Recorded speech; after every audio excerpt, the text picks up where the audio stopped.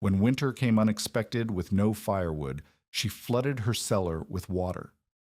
Nels Halverson, who had contracted mail and freight through 11 Dakota winters, told her plainly, "Your girls will eat rot by February, and you will freeze beside them." She had $31, two daughters, and no way to hold a dirt cellar above freezing. On January 12, 1888, the temperature plunged 60 degrees in 6 hours. But 5 months earlier, Marta Kavame had never kept a root cellar through a plains winter in her life. She had arrived in Kingsbury County in the August heat of 1887 with a dead husband's name on a filing receipt and two girls who had not stopped asking when their father was coming back. The land office in De Smet had stamped the transfer without ceremony. A widow could hold a claim.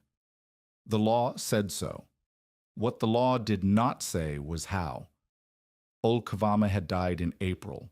A wagon tongue snapped, crossing a swollen creek 7 miles east of the claim, and the rig rolled and pinned him in water cold enough to stop a heart.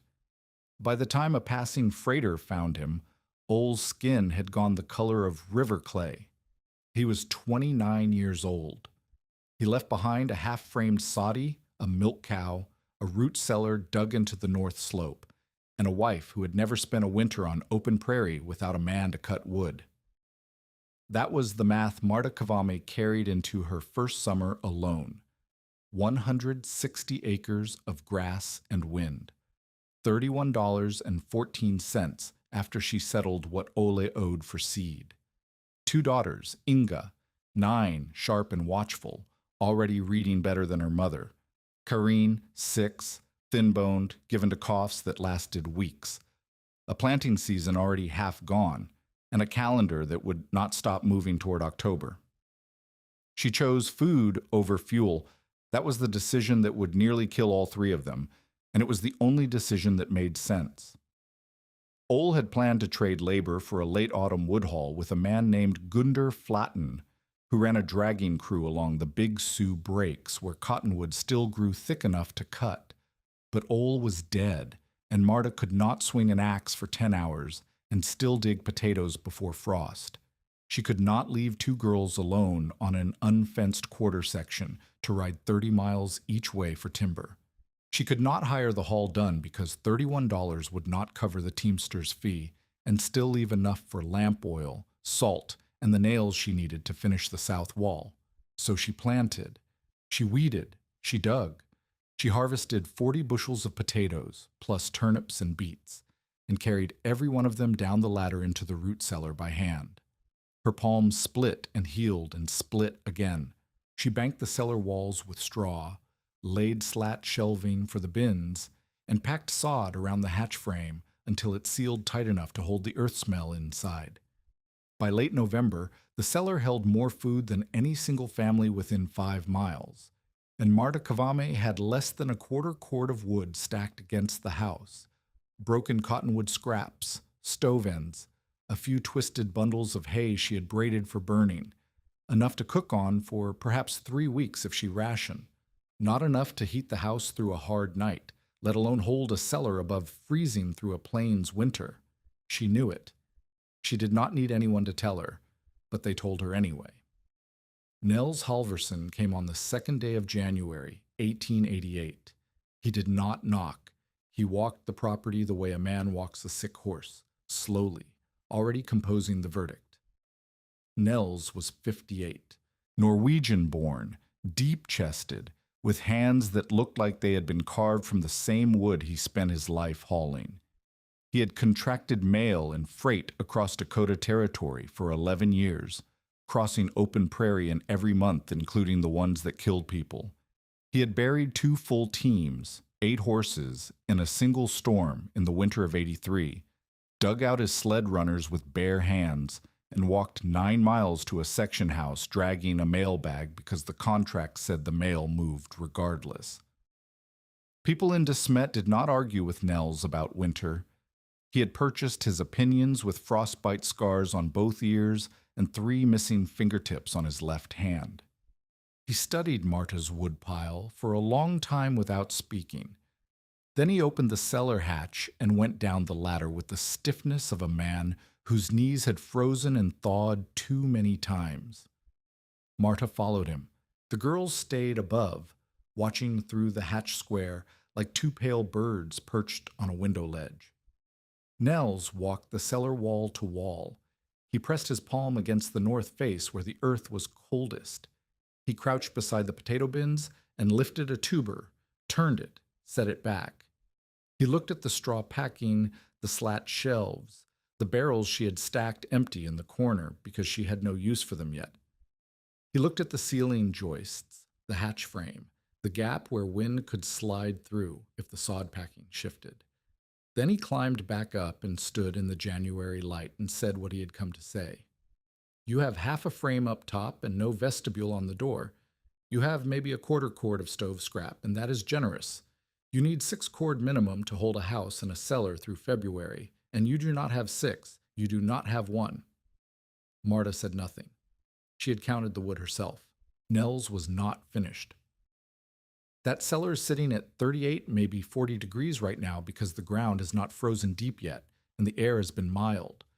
When a real cold comes, and it comes every year, that cellar will drop below 32 in less than 2 days unless you are burning constant to hold it. You are not going to be burning constant. You do not have the fuel. I know what I have, Marta said. Then you know what happens. Nels pulled his collar up. The wind was cutting from the northwest, not hard yet, but steady. Your potatoes freeze, they thaw, they rot. 40 bushels of rot by March. And then you have 2 girls, no food, no money, and no way to get either until the ground opens in May. I will find a way to hold the cellar. With what? Nels looked at her the way she imagined a doctor looked at someone who refused to hear the diagnosis. Not cruel, worse than cruel, patient. If you waste the last warm days hauling brush instead of begging a ride to town and selling the cow for enough to board with the Lundgrens through March, your girls will eat rot by February and you will freeze beside them. He said it plainly, without anger, and that was the thing that made it land. He was not trying to hurt her. He was trying to save her children by convincing their mother to quit. Marta watched him ride away. Inga stood beside her. Karina was inside, coughing. Is he right? Inga asked. Marta did not answer, because she did not yet have a different answer to give. The first 10 days of January crawled past in a kind of cold that was not yet lethal, but was constant enough to remind her what was coming. Marta burned her fuel in careful portions. A morning fire for porridge. An evening fire long enough to take the edge off the house before the girls climbed under quilts. Between those fires, the house sat in its own chill, and Marta worked outside in every hour of light. She twisted hay into burning sticks. She dragged dead brush from a creek draw a mile south. She broke apart a section of failed fencing Ole had started and never finished. Every piece of fuel she found was small, damp, and burned fast. The math never improved. She was adding kindling to a deficit that demanded cordwood. At night she descended into the cellar with a lantern and sat among her potatoes. 40 bushels. 400 pounds of food, roughly, plus the turnips and beets. She could feel the earth breathing around her, cool, steady, faintly damp. The cellar was holding. 37 degrees by her best guess, though she had no thermometer and was reading the air with her skin the way her father had taught her. If she pressed her hand flat against a potato and it felt like a stone from a creek bed, cool but not biting, the room was above freezing. If it bit, the room was falling. So far, no bite. But Nels was right about the calendar.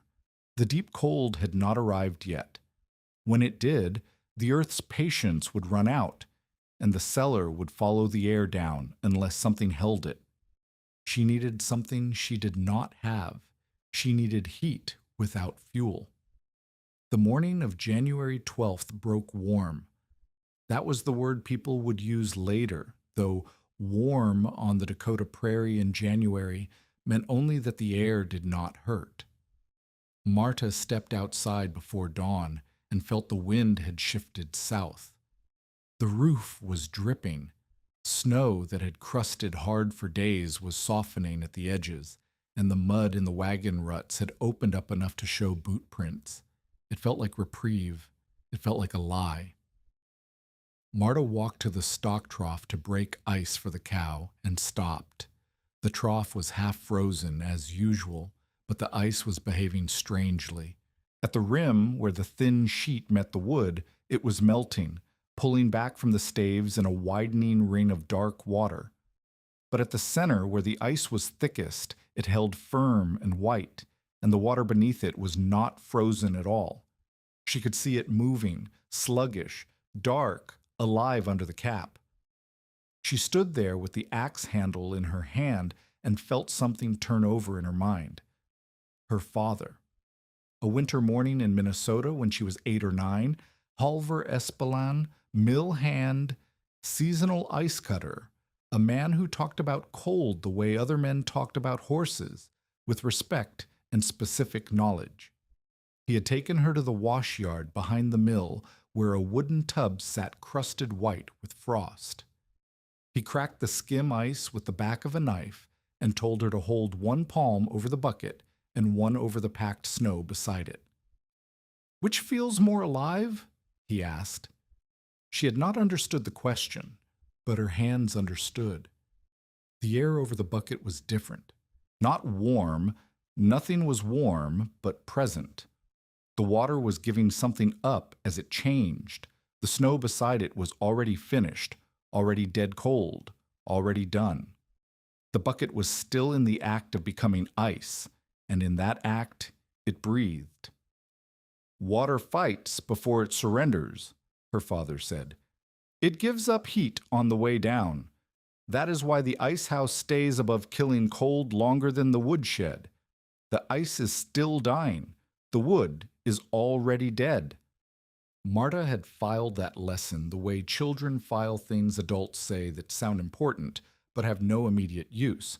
She carried it for 18 years without opening it. Now, standing at the stock trough on a January morning that should not have been mild, she opened it. The cellar did not need to be warm. It needed to not freeze. The potatoes would survive at 32 degrees. They would die at 28. The margin was 4 degrees. 4 degrees was not a comfort problem. It was a physics problem. And water, in the act of freezing, gave back heat. She looked at the barrels in the cellar, empty, stacked, waiting for a purpose she had not imagined when she stored them. She looked at the creek 200 yards south, running dark under shelf ice. She looked at the sky, which was still soft, still lying about what was coming. If she filled those barrels with creek water and sealed them in the cellar before the cold hit, the water would cool toward freezing, then pause. At 32 degrees, it would begin to turn to ice. And in turning, it would release heat into the cellar air. Not much, not enough to make anyone comfortable, but enough perhaps to hold the room at the threshold, to buy hours, to keep the potatoes in the narrow band between alive and dead. The more water she could get inside, the longer the buffer would last. The cellar's earth walls already slowed the cold. What they lacked was something actively pushing back. The water would push back while it died, and it would die slowly, barrel by barrel, tub by tub, each one spending itself to hold the room at the edge. It was not a furnace. It was a funeral that produced warmth. Marta set down the axe and walked to the cellar. She descended the ladder and stood among her potatoes and looked at the space the way she had never looked at it before, not as a room, but as a box that could be charged with a borrowed kind of heat. She would need every barrel, every wash tub, every lard cask and brine keg. She would need planks on the floor to keep them from sinking into the earth. She would need cloth and sod packed around the hatch, tighter than before. She would need to haul water from the creek in January, barrel after barrel, and get it all below ground before the weather remembered what month it was. And she would need to do it today, because the warm air was a warning, not a gift. Every old-timer on the plains knew that a January thaw on the northern prairie, was a door swinging open before it slammed shut. The warm would not last. Whatever was coming behind it would be worse for the softness that preceded it. Marta climbed the ladder and called for Inga. "We are going to the creek," she said. "Bring the yoke." Elsie Brandt arrived within the hour, as if summoned by the sound of a bad idea traveling across flat ground.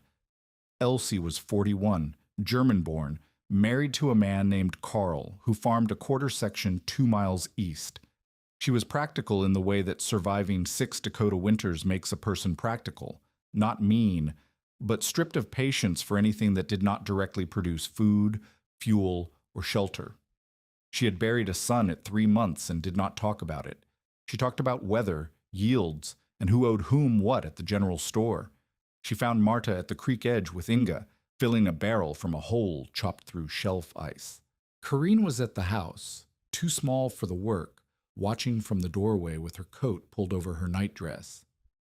"What are you doing?" Elsie said. Marta told her. Elsie listened with her arms crossed. She did not interrupt. When Marta finished, Elsie looked at the barrel, looked at the creek, looked at the cellar hatch visible on the north side of the house, and shook her head. "Cold water is still cold, Marta. You are hauling cold into the one place you need to keep from freezing. It is not about the temperature of the water when it goes in. It is about what happens when it starts to freeze. What happens is you have ice in your cellar, ice and potatoes. And then you have frozen potatoes and a floor you cannot walk on. The water gives off heat when it freezes. My father showed me. It holds the room at 32 while it is still turning." Elsie stared at her. "Your father was a mill hand in Minnesota. He cut ice. He knew what water did in the cold. And you think barrels of creek water in a dirt cellar are going to do what 6 quart of cottonwood cannot? I think they will buy enough time. I do not need the cellar warm. I need it not to freeze." Elsie was quiet for a long moment. The creek made small sounds under its ice, gurgles and clicks. The voice of water still moving beneath a surface pretending to be solid. "Every trip you make to this creek is a trip you are not making to the brush draw," Elsie said. "Every hour you spend filling barrels is an hour you are not twisting hay or stacking chips. If you are wrong about this, if the water just sits there and freezes and the cellar drops anyway, you will have spent your last good weather on nothing, and then there will not be enough daylight left to do what Nels told you to do." "Nels told me to sell the cow and board with strangers." "Nels told you to save your children." "I am saving my children. This is how I am saving them." Elsie looked at Inga, who stood by the barrel with a bucket in raw-knuckled hands, 9 years old, and already wearing the expression of someone who has learned that adults argue about things that matter. Elsie looked back at Marta. "I think you're wrong," she said, "but I am not going to stop you. I will tell Carl to keep an ear out tonight. If it turns bad, send Inga east and we will take the girls." She walked away across the frozen ground, and Marta felt the weight of that kindness and that doubt settle on her shoulders equally. The news of what Marta was doing spread the way all news spread on the prairie, through women visiting and men passing on the road. By midday, 3 people had stopped at the creek crossing to watch or comment. A man named Rold, hauling stovewood south, slowed his team and asked if she was watering stock. When she told him she was filling her cellar, he laughed and drove on. A woman Marta did not know by name clicked her tongue and said something in Swedish to her companion that Marta caught only half of, but the half she caught included the word for foolish. It was Silas Brome who made the scene public.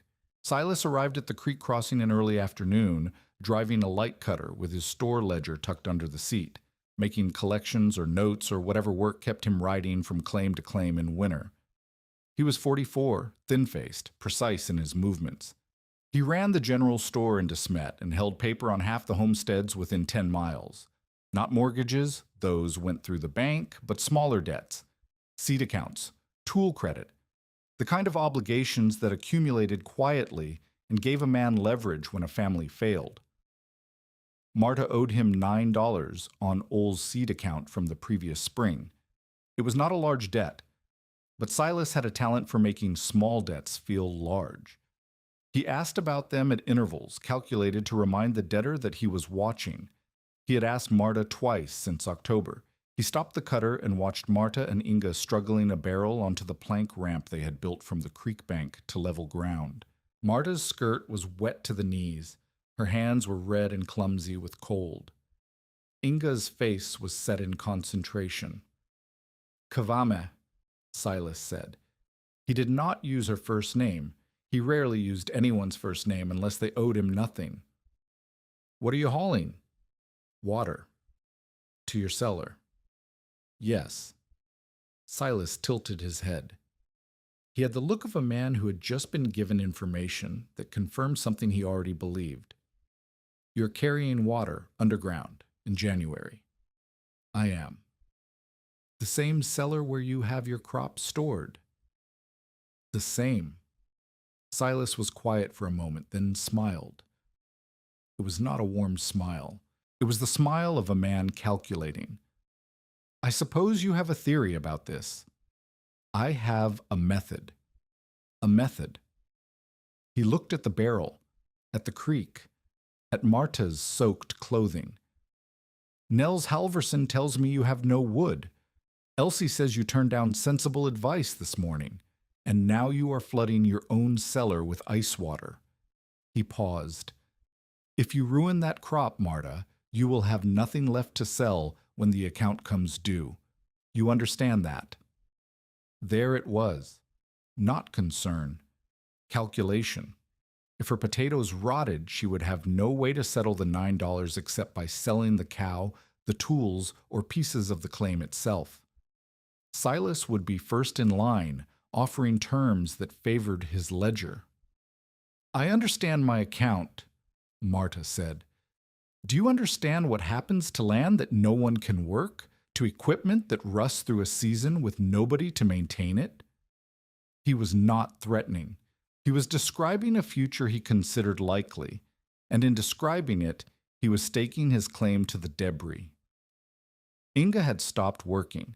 She was watching Silas with an expression Marta recognized, the face a child makes when they understand that an adult is being cruel but cannot yet name the cruelty. We are working, Marta said. You are welcome to ride on. Silas gathered his reins. Kavami means to drown her supper before frost kills it, he said, loud enough for Rold's teamster, who had stopped to rest his horses nearby to hear. That is what passes for planning on a widow's quarter. He drove away. The teamster watched him go, then looked at Marta and shrugged and looked away. Marta picked up the bucket yoke. Her shoulders burned where the straps had rubbed through her coat. Her fingers ached in a way that would take hours by a fire to undo, and she could not afford hours by a fire. Say, Inga, she said, another barrel. If you have ever been dismissed by someone who could not see what you were building, tell us about it in the comments. And stay with us, because Marta Kvam's gamble is about to be tested by something no one on the northern plains saw coming. By late afternoon, Marta had moved 5 barrels into the cellar. 5 barrels, 2 wash tubs, and 1 lard cask with a cracked lid she had sealed with tallow and a strip of flour sacking. It was not enough. She knew that the way she knew the woodpile was not enough, by feel, by math, by the cold certainty that what she had would have to fight what was coming, and what was coming did not care about effort. The cellar was cramped now. She had placed the largest casks against the north and east walls where heat loss would be greatest. The wash tubs sat near the center, flanking the aisle. The potatoes were elevated on slat shelves she had rebuilt twice, first too low, then too close to the barrels, and finally at a height where the bins would stay above any water that might overflow or seep. She had laid planks across the cellar floor so the barrels would not sink into the softened earth. Sacking hung over the hatch opening. She had packed sod along the hatch frame above ground, pressing it into gaps with her thumbs until the joints sealed. The arrangement was ugly. It was tight enough that she had to turn sideways to pass between the barrel wall and the potato bins. The lantern hook was now blocked by a tub, so she hung it on a nail driven into a ceiling joist and watched it swing each time she bumped past. She descended one more time to check. The water in the barrels was creek cold, somewhere in the mid-30s by her guess. The cellar air was holding at 36 or 37, still insulated by earth that had not yet felt the deep cold. She could see her breath in the lantern light, a thin plume that dissipated slowly, which told her the air was moving, but not fast. What she could not see was whether it would work. The idea lived in her head as clearly as her father's voice. Water freezes at 32 degrees. In freezing, it releases heat. That heat warms the surrounding air. In a sealed space with insulating earth walls, the released heat has nowhere to go except into the room. The room stays at 32, not above it, not comfortably, but at the threshold for as long as the water is still in the act of turning to ice. The more water, the longer the act. The longer the act, the longer the cellar holds. But she had never tested it. She had never seen anyone test it. Her father had shown her an observation, not a method. The distance between water gives off heat when it freezes, and barrels of creek water can save 40 bushels of potatoes in a dirt cellar during a Dakota blizzard was enormous. And she was standing in the middle of that distance with nothing but a dead man's lesson and 2 hungry daughters above her head. She climbed the ladder and sealed the hatch behind her. The sky had changed. The southern softness was gone. The wind had not shifted yet. It would. Everyone knew it would. But the light had taken on a quality she had learned to fear in her first autumn on the plains. A flatness, a withdrawal of color from the horizon, as if the sky were pulling itself back to make room for something. Inga was standing by the house, looking north. "Mama," she said, "the air tastes different." Marta looked north. The horizon was clean, but the cleanness was wrong, too sharp, too defined, a line drawn with a blade instead of a brush. She had 6 hours of light left. She could make 2 more trips to the creek, 2 more barrels, maybe 3 if Inga helped with the smaller ones. But Karine was coughing inside the house, and the fire was nearly out, and the water she had already hauled was sitting in the cellar doing nothing until the cold arrived to test it, and every muscle in Marta's body was telling her to stop, to go inside, to close the door and hold her children and wait. She picked up the yoke, 2 more barrels. Then she would stop. Then the cellar would hold whatever it held, and the water would do whatever water does, and the cold would come, and Marta Kavama would find out if her father's lesson was worth the life she had bet on it. The wind shifted at 4 o'clock. She felt it on the back of her neck like a hand. The wind did not build. It arrived. One moment the air was still enough to hear the cow shifting in the lean-to. The next, the grass bent flat and stayed flat, and the sound that came with it was not a howl, but a low, constant pressure, the sound of something enormous leaning against the world. Marta was at the creek with the 7th barrel, Inga beside her, both of them soaked to the waist from wrestling the bucket yoke over the ice shelf. The water had been harder to reach on this trip. The holes she had chopped that morning had skinned over with a new crust, thinner but stubborn, and the edges crumbled when she struck them, sending ice chips into the barrel and slowing the fill. When the wind hit, Inga grabbed Marta's coat sleeve. The girl did not speak. She did not need to. Her fingers said everything, tight, sudden, a child's grip that understands danger before the mind names it. "Help me seal it," Marta said. She pressed the barrel lid down and hammered the hoop with the heel of her palm. The staves were swollen with water and cold, which made the fit tight but the hoop resistant. She hit it 3 more times. It seeded, not perfect. Enough. They rolled the barrel to the plank ramp. Marta's shoulders had passed through pain into a kind of numbness that she knew would cost her tomorrow. She and Inga tipped the barrel onto the ramp and let gravity do half the work, guiding it down the slope toward the house with their hands on the chine, their boots slipping in mud that was already starting to crust. The cellar hatch was open. They wrestled the barrel to the edge, and Marta lowered it with a rope looped under the belly, feeding it hand over hand while Inga leaned on the frame above to keep the hatch from swinging shut. The barrel hit the cellar floor with a sound like a muffled drum.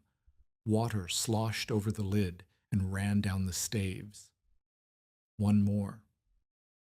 Marta climbed down and shoved the barrel against the east wall. Her hands were shaking, not from cold alone, from the accumulated cost of 9 hours of hauling, lifting, descending, climbing, and hauling again without stopping for more than the time it took to feed Karine a piece of bread and check that the child's cough had not worsened. The cough had worsened.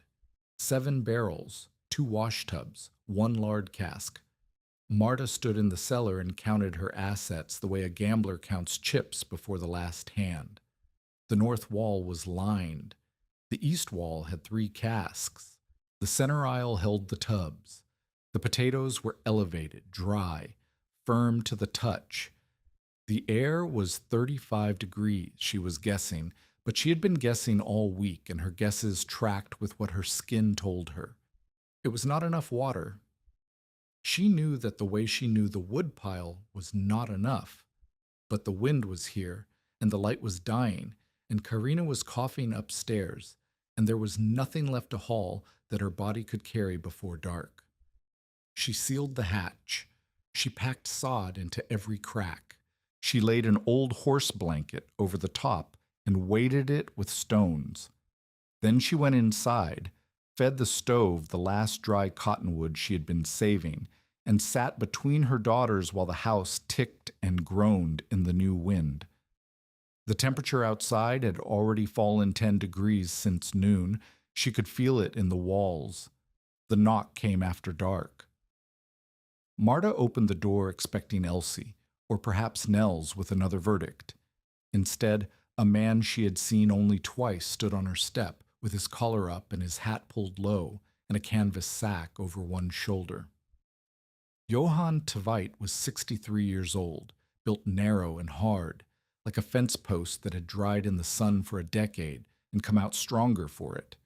He had homesteaded a quarter section 5 miles northwest, but he lived on it alone and farmed it without ambition, a bachelor who seemed to want nothing from the land except a place to be. Before Dakota, he had cut lake ice in Minnesota for a commercial operation and later maintained produce cellars for a railroad camp near Brainerd. People knew these facts about him the way they knew the facts about any solitary man who did not volunteer conversation, through secondhand gossip, seasonal observation, and the occasional terse exchange at the store.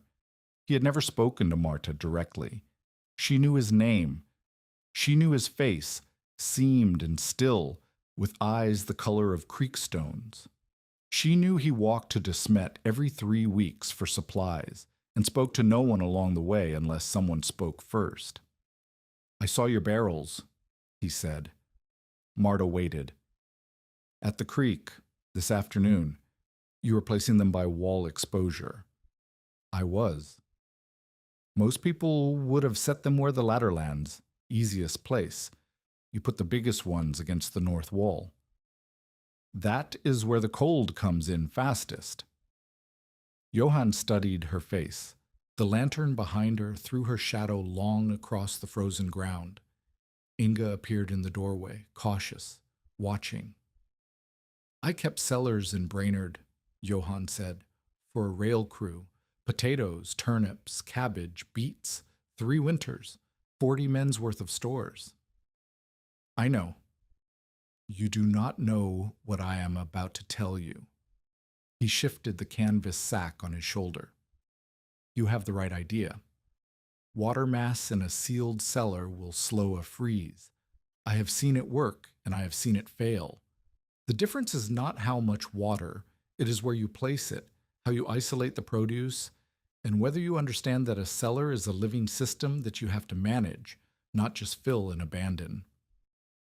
He opened the sack.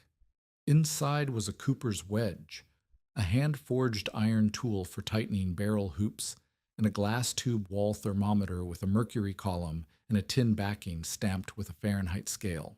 "The wedge is for your leaking barrel," he said. "I heard the chimney is cracked. The thermometer is for the north wall. You hang it at produce height, not ceiling height, because the ceiling lies. Warm air rises and tells you everything is fine while your potatoes freeze at knee level." Marta looked at the thermometer. It was old, the tin backing scratched and dented, but the mercury column was intact and the markings were legible. She had not owned a thermometer since arriving in Dakota. She had been reading the cellar with her skin. "Why are you here?" she asked. Johann was quiet for a moment. "Because you are not hauling blindly. You are thinking about it. And if you're going to bet your family on a cellar trick, you should at least bet with information instead of hope." He did not come inside. He handed her the sack, nodded once, and walked back into the dark. Marta watched him go, a narrow figure dissolving into the wind, and felt something she had not felt since Ole died. Not rescue. Recognition. Someone had looked at what she was doing and seen competence instead of desperation. She hung the thermometer by lantern light. 36 degrees. The mercury held steady, a thin silver line that was now the most important number in her world. Johann came back the next morning, and the morning after that. He did not announce himself as a teacher. He arrived, assessed, and corrected. His method was demonstration, not lecture. On the second visit, he moved the center wash tub 6 inches toward the east wall without explaining why, then made Marta put her hand flat against the earth at the tub's old position and its new one. "Feel the difference," he said. She did. The old position had been sheltered by the barrel line. The new position caught the cold seep that came through a hairline gap where the east wall met the ceiling joist. The tub would freeze first in this position, and in freezing first it would protect the barrels behind it. "You sacrifice the smallest mass to shield the largest," Johann said. "Same as cutting ice. You lose the edge sheets to keep the center block clean." On the third visit, he showed her how to isolate the potatoes. She had them on slat shelves, which was correct, but the slats were resting directly on the barrel tops in one section, conducting cold straight into the bins. Johann pulled the slats up, wedged straw bundles under each end, and created an air gap. "Air does not freeze at 32, he said. "It moves heat poorly. That gap is a wall you cannot see." "My father said something like that." "Your father cut ice?" "In still water, seasonal." Johann looked at her differently then. Not with surprise, nothing seemed to surprise him, but with a kind of adjustment, as if a piece had clicked into a frame he was already building. "Then you know more than you think you know. You just have not had to use it until now." He taught her thermometer discipline. Check 3 times a day. Dawn, midday, dusk. Record nothing. She had no paper to spare, but memorize the pattern. If the number drops between dawn and midday, the cellar is losing faster than the earth can buffer. If it holds between midday and dusk, the mass is working. If it rises at dawn, the barrels froze overnight and released heat while she slept. "You are not trying to keep it warm," he said, repeating her own logic back to her with a precision that made it sound more real. "You're trying to keep it dying slowly. The water dies. The room holds. When the last barrel goes solid, the room follows. Your job is to make sure the last barrel goes solid after the worst cold passes. And if it does not, Johann shrugged.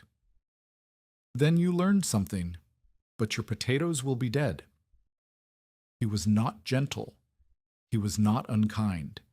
He was exact, and in his exactness, Marta found something more useful than comfort.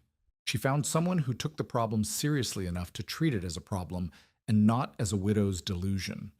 The setbacks came in a rhythm of their own, as if the land were testing her resolve in stages. On the morning of January 9th, she discovered the cracked barrel had leaked overnight despite the cooper's wedge. A pool of water sat on the cellar floor beneath the east wall, and the earth had softened to mud. She spent 2 hours repacking the staves with tallow and old flour sacking, wedging the hoop tighter, and laying fresh planks under the barrel to keep it off the wet ground. The lost water was water she could not replace. The creek was a mile round trip, and the sky was no longer permitting idle walks.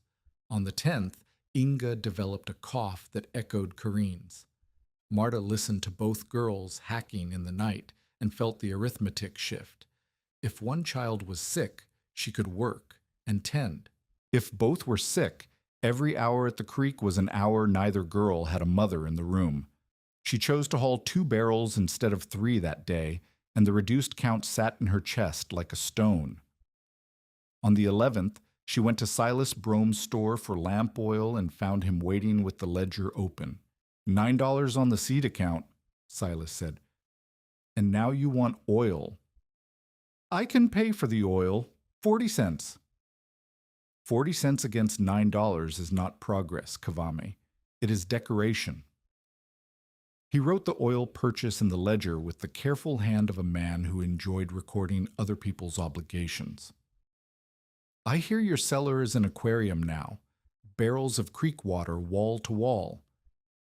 It is a storage method. It is a theory, and when the theory fails and the crop fails with it, you will have nothing left to sell except the cow and whatever Ole's tools bring at auction. He looked up from the ledger. I am not trying to be unkind. I am trying to be clear. If you sign a note against the tools now, just the tools, not the claim, I can extend the seed account through March. If you wait until the crop is lost, the terms will be worse. I am not signing a note against the tools. Then I hope your water barrels are as clever as you think they are. He smiled. Because if they are not, those tools are coming to me anyway. Just later and at a discount. Marta took the lamp oil and walked home in a wind that had teeth. That evening, Johann arrived with information that changed the weight of everything. He had been to De Smet that afternoon and talked to the station agent, who had received a telegraph relayed from the Signal Corps office. A mass of Arctic air was building over Montana territory and moving southeast. The warm spell would break. The timeline was unclear, the Signal Corps was unreliable at best, and the telegraph line went down in storms, but the agent said the word from the west was severe. How severe? Marta asked. He said the man in Helena used the word unprecedented. That may mean 50 below. It may mean the telegraph man enjoys drama, but the air is coming either way. When? Tomorrow, maybe the day after. The warm is not going to last. Marta looked at the thermometer through the open hatch. 36 degrees. The cellar was holding, but it was holding in mild conditions. It had not been tested. The water sat in its barrels like soldiers waiting for a battle that might prove them useless. Is it enough water? She asked. Johann was quiet for a long time. He looked at the barrels, the tubs, the cask. He looked at the cellar dimensions, roughly 10 by 12 feet, 7 feet deep, earth walls on all sides, hatch on top. He looked at the potato bins, the straw packing, the thermometer hanging at produce height. I do not know, he said. In Brainerd, we had twice this mass in a cellar half again as large, but we also had log walls and a proper roof, not a dirt hatch. Your earth will help. The question is how fast the air drops and how long it stays. What would you do? I would not sleep tonight. I would haul every container I could find and fill it, and I would accept that it may not be enough and prepare to lose some of the crop if the front lasts more than 36 hours below zero. Marta did not sleep that night. She made 4 more trips to the creek by lantern light, filling 2 small wash tubs and a brine keg she had forgotten behind the lean-to. Inga helped with the first 2 trips. Then Marta sent her inside because the girl's cough was worse and the cold was settling into her small frame like a tenant who would not leave.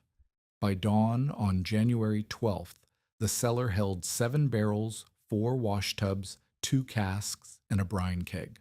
Every vessel she owned, every vessel she could borrow or salvage, crammed into a dirt room 10 feet by 12.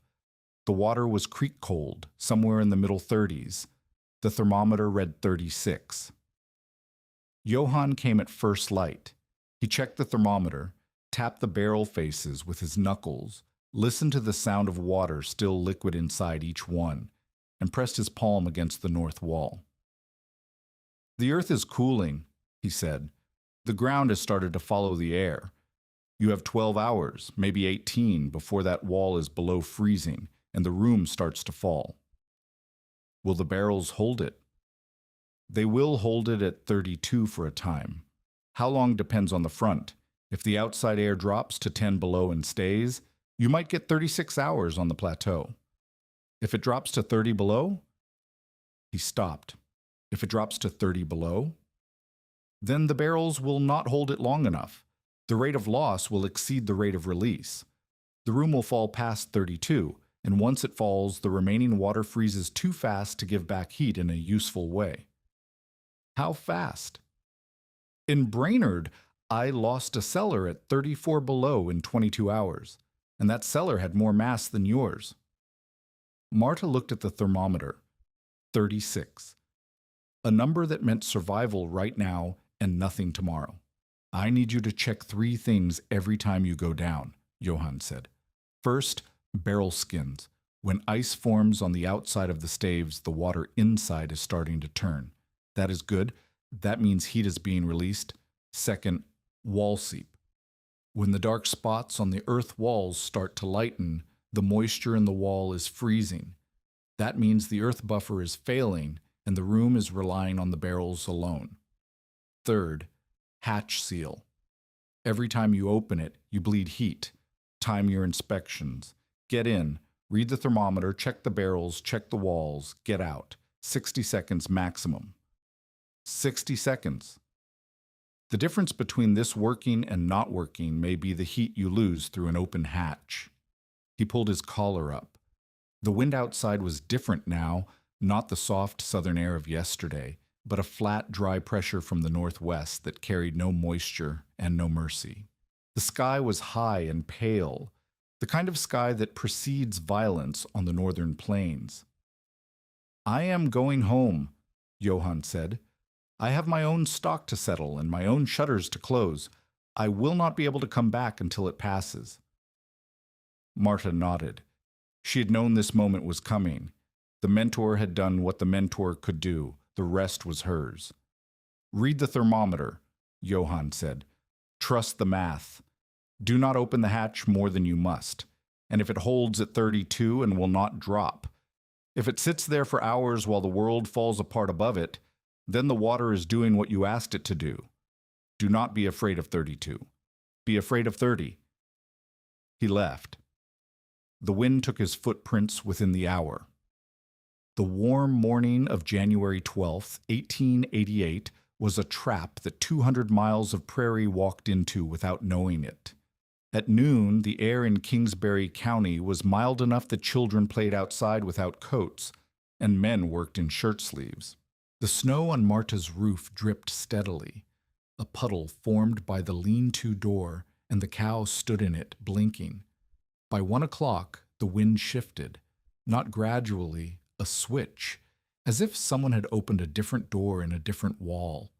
The air came from the northwest now, and it was not air so much as a substance, a physical thing with weight and edge. The temperature began to fall. By 2 o'clock, the dripping had stopped. The puddle by the lean-to was crusting over. Marta's wet skirt, which she had hung on the line to dry in the morning warmth, froze stiff enough to stand on its own.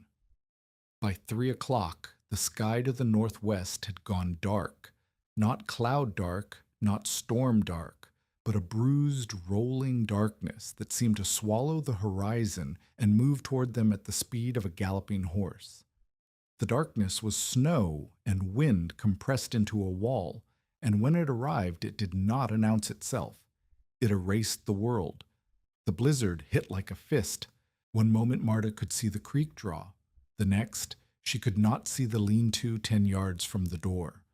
The wind was not a sound. It was a condition. It filled every gap, every crack, every unsealed joint in the house. Snow drove horizontally, packing into the space under the door, into the window frame gaps, into the seams of the south wall that Ole had never finished. The temperature dropped 40 degrees in 6 hours. Marta sealed the house as best she could. She stuffed rags into the window cracks. She banked the door with the remaining hay bundles. She fed the stove the last of the cottonwood scraps, not for the cellar now, but for the girls. The cellar was on its own. The stove had to hold the house above killing cold for her children. Karine was in bed, coughing in spasms that shook her thin frame. Inga sat beside her sister with a blanket over both of them, reading aloud from a Bible that was the only book they owned, her voice steady in a way that no 9-year-old's voice should have to be. By 6 o'clock, the thermometer outside, the one nailed to the door frame, not the cellar instrument, had fallen past 0.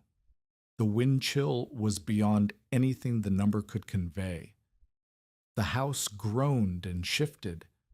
Ice formed on the inside surface of the single window, thickening as Marta watched until the glass was no longer transparent, just a white rectangle framed in frost. She needed to check the cellar. She did not want to open the hatch. Every opening bled heat. But she needed to know. She wrapped her hands, pulled the blanket off the hatch, cleared the sod packing, and lifted the door. Cold air did not rush in. The cellar air was cold too, but a different cold, damp, mineral, the smell of earth and standing water. She descended the ladder with the lantern, 34 degrees, 2 degrees of cushion. The room had cooled from 36 since morning, which meant the earth walls were transmitting the cold faster than the water mass could compensate. But the barrels had not started to freeze yet. The staves were cold to the touch, but not frosted. The water inside was still liquid, still waiting. She checked the walls. The dark seep spots were unchanged. The earth was still above freezing at the surface. She checked the hatch seal. Tight. She checked the produce. Potatoes firm. Turnips firm. Beets firm. Everything alive. 60 seconds. She climbed out and sealed the hatch behind her. By midnight, the storm had settled into a rhythm that was worse than its arrival. The arrival had been violent, sudden, disorienting, an ambush. The sustained assault was methodical. The wind held at a constant scream. The snow was no longer falling from the sky.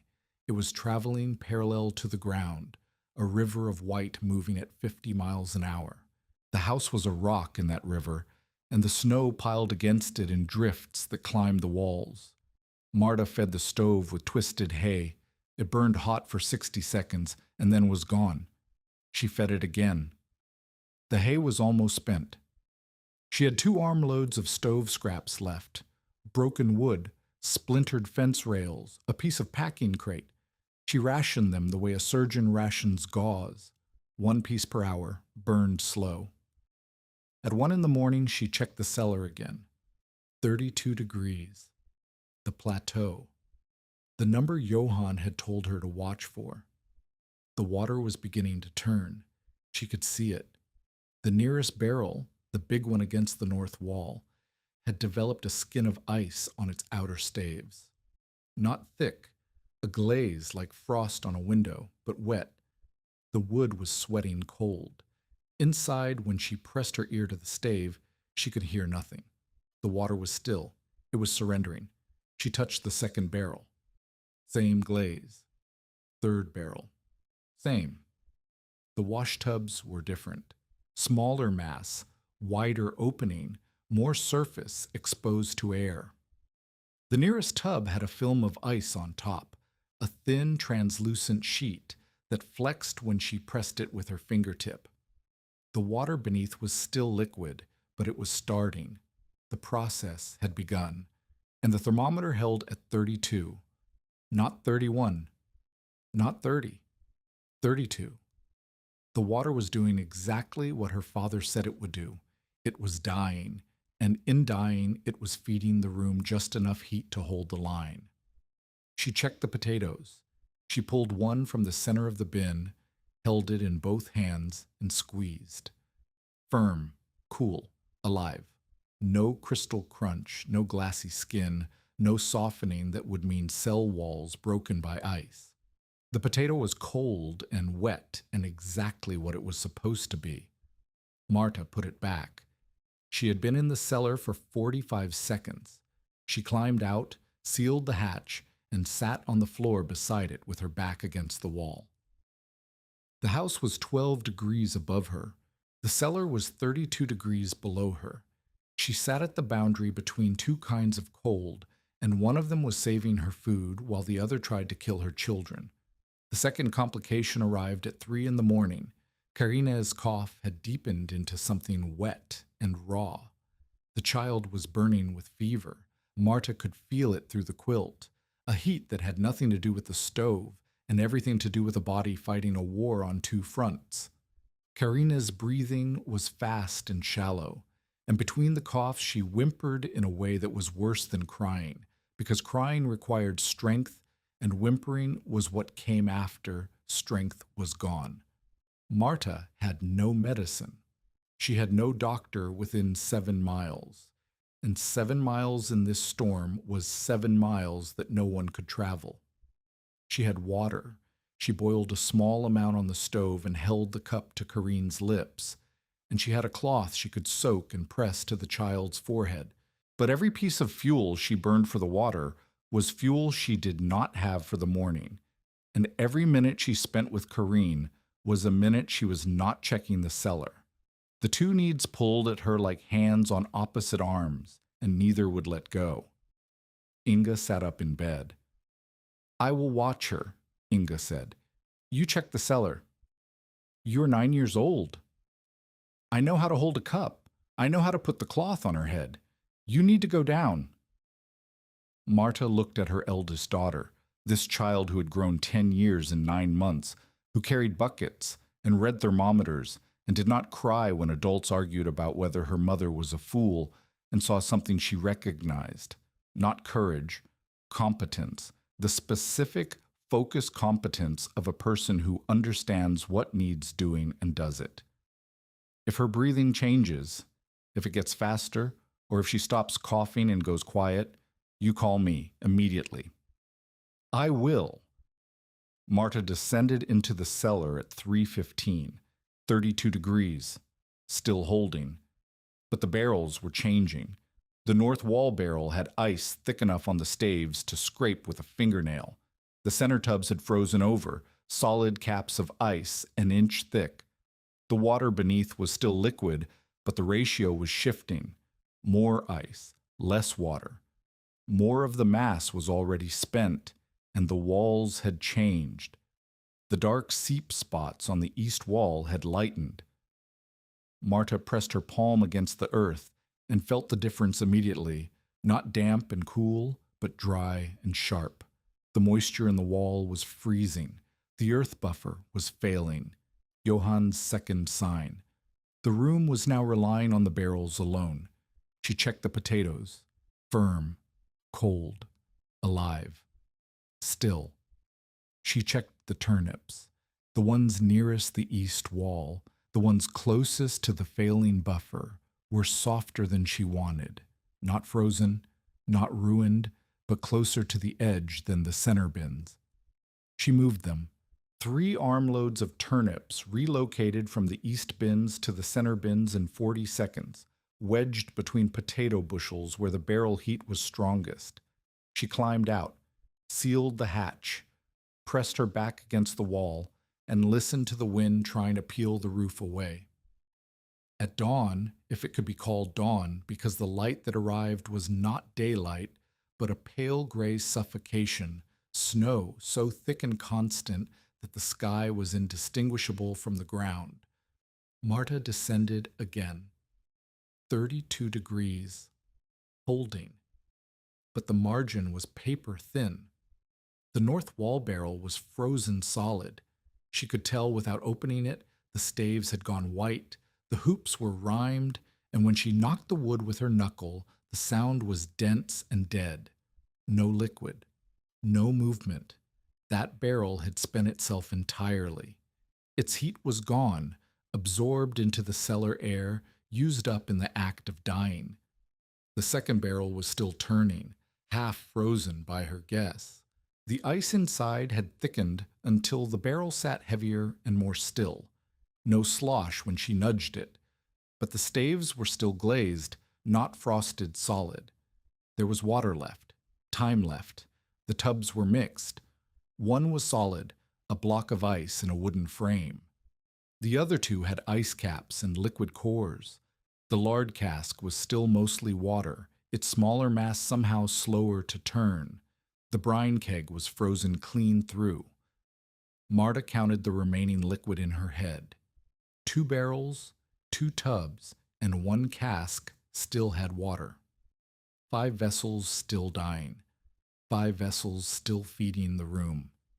When the last one went solid, the cellar would begin to follow the outside air down, and everything below 32 would belong to the frost. How long? She did not know. She could not calculate the rate. She could only watch and check and trust that the water would spend itself slowly enough to outlast the worst of the front. She climbed out.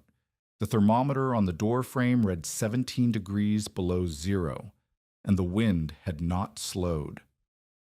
The news from outside arrived in pieces, carried by the storm itself. At mid-morning, a banging on the south wall turned out to be a shutter from Elsie Brandt's property, ripped loose and carried 2 miles by wind that had enough force to move lumber. Marta found it half buried in the drift by the lean-to.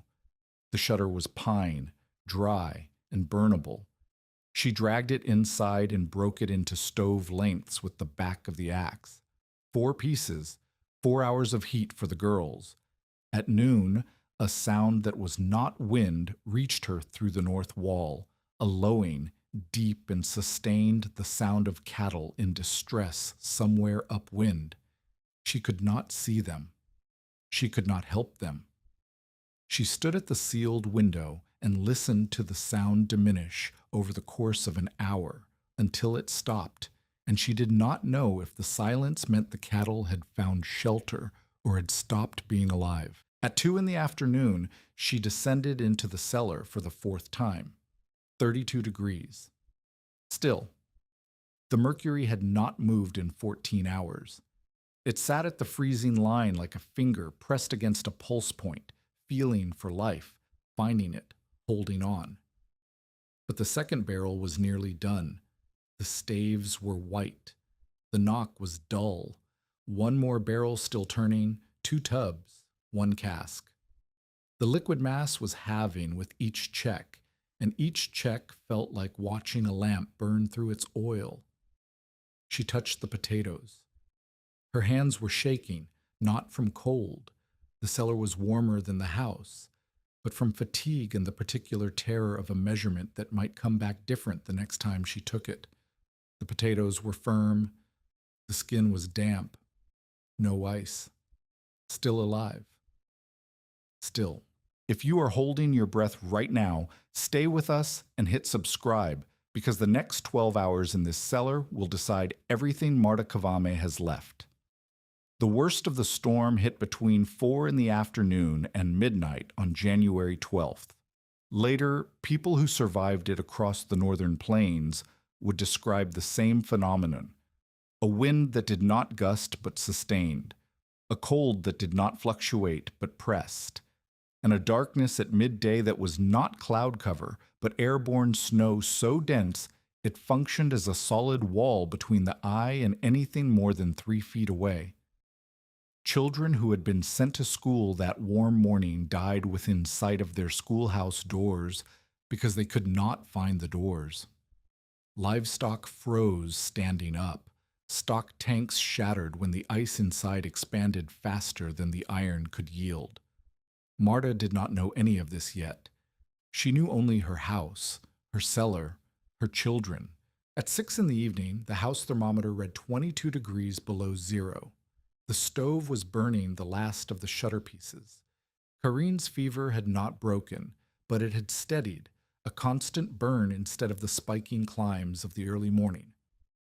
Inga sat beside her sister with the blanket over both of them, her face set in an expression that Marta recognized from her own mirror, the look of a person managing fear by managing tasks. At 8, Marta descended again. 32 degrees. The mercury sat like a held breath. 3 vessels remained liquid. 1 barrel, the one against the south wall, the warmest position, farthest from the cold earth face. 2 tubs, partially frozen, ice caps thickening. The cask was done.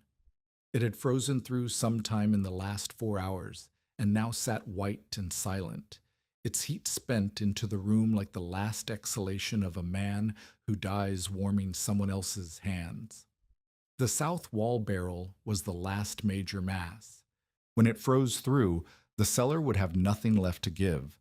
The room would begin to fall. 24 hours, maybe less, to cross the gap between 32 and the killing temperature where cell walls crystallized inside the potatoes and the food became waste. She checked the produce. Firm, wet, alive. She climbed out and sealed the hatch and sat on the floor of the house and stared at the stove, where the last piece of pine from Elsie's shutter curled into ash, and felt the isolation of a woman alone with 2 children in a darkness that had no edge. The contrast arrived the next morning, carried by Nels Halverson through a drift that nearly buried him. Nels came not to check on Marta, but because his own path from town had forced him past her quarter section, and he had spotted smoke from her chimney, thin, grudging smoke, barely enough to clear the pipe, and realized she was still alive. He shouldered through her door with his coat crusted white and his face raw, and said 3 things before she could speak. 1. Elsie Brandt's brother Peter had gone out at dusk to check his stock pens and had not returned for 6 hours. Carl Brandt found him 200 yards from his own door, face down in the snow, his left hand and both feet frozen so severely that the flesh had gone the color of tallow. He was alive. He might keep the hand. The feet were doubtful. 2. The Grosskopf family, 4 miles south, had lost their entire root cellar. Shallow pit, poor insulation, no mass. Every potato, every beet, every turnip frozen hard as a river stone. Their children had eaten the last of the salt pork the day before the storm, and the root cellar was their winter reserve. They would need community help to survive until spring. 3. Nels himself had a calf dead in the drift, and 2 more he was not sure about, and his own cellar had dropped to 29 degrees despite 2 walls of sod and banked hay. He had lost onions and the edges of his beet stores. His potatoes had survived, but barely, and he credited the depth of his cellar and the thick sod more than any cleverness of his own. He said all this standing in Marta's doorway, breathing hard, and then he stopped because Marta was looking at him with an expression he did not understand. "What is your cellar at?" he asked. 32, she said. 32 is freezing. 32 is holding. He looked at the hatch. He looked at the sod packing, the horse blanket, the stones holding it down. He looked at Marta. "Show me," he said. She took him down. The cellar was cold and damp and smelled of earth and iron, and the barrels along the walls were a gallery of white and gray, some frozen solid, some still glazed, all of them arranged with a logic that Nels could see even if he did not yet understand it. The thermometer on the north wall read 32 degrees. Nels looked at the potatoes. He pulled one from the bin, turned it in his calloused hand, and squeezed. Firm. No crystal. No soft spots. He put it back and pulled another from a different bin. Same. He checked the turnips, the beets, all of them cold, damp, and alive.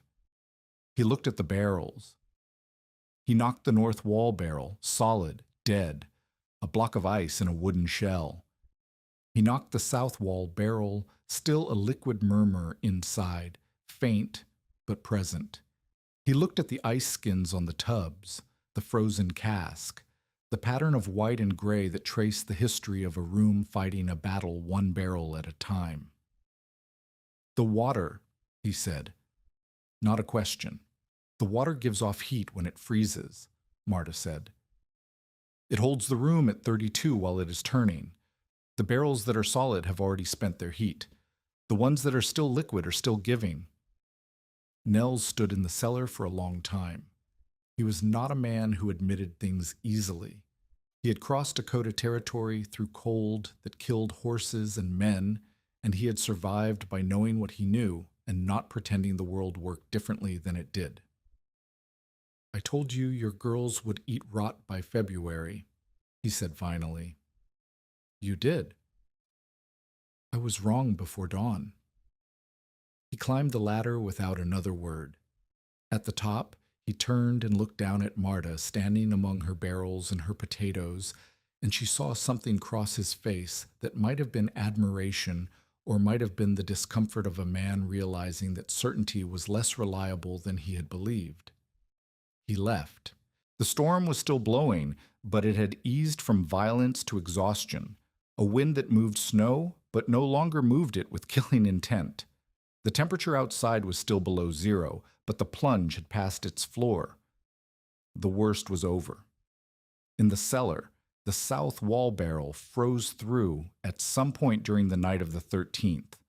Marta found it solid at dawn, white staves, silent interior, heat gone. The thermometer read 31 degrees, 1 degree below the plateau. The room was beginning to fall, but the front was breaking. The wind shifted east, then south. The temperature climbed from below zero to single digits, then to the teens. By the 14th, the killing cold was withdrawing the way it had arrived, not gradually, but in retreat, as if it had spent itself the way the barrels had spent themselves, and had nothing left to give. The cellar settled at 31 and held, then rose to 32 as the earth buffer slowly recharged from the warming air above, then crept to 33. Marta descended with the lantern on the morning of the 15th and opened the potato bin. She pulled a tuber from the center, held it in both hands, and pressed her thumbs into the flesh. Firm, cold, wet, alive. She pulled another, and another. Bin by bin, bushel by bushel, she checked. 40 bushels of potatoes, turnips, beets.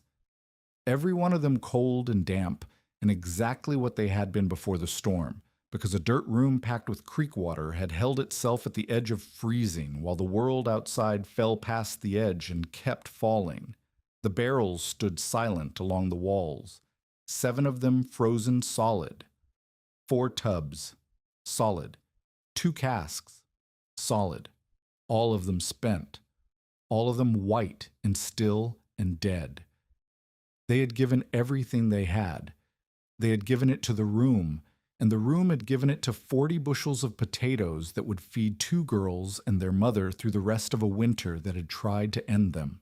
Marta sat on the cellar floor with her back against the south wall barrel, the last one to freeze, the one that had held the line through the darkest hours, and pressed her palms flat against the ice-cold staves and felt nothing.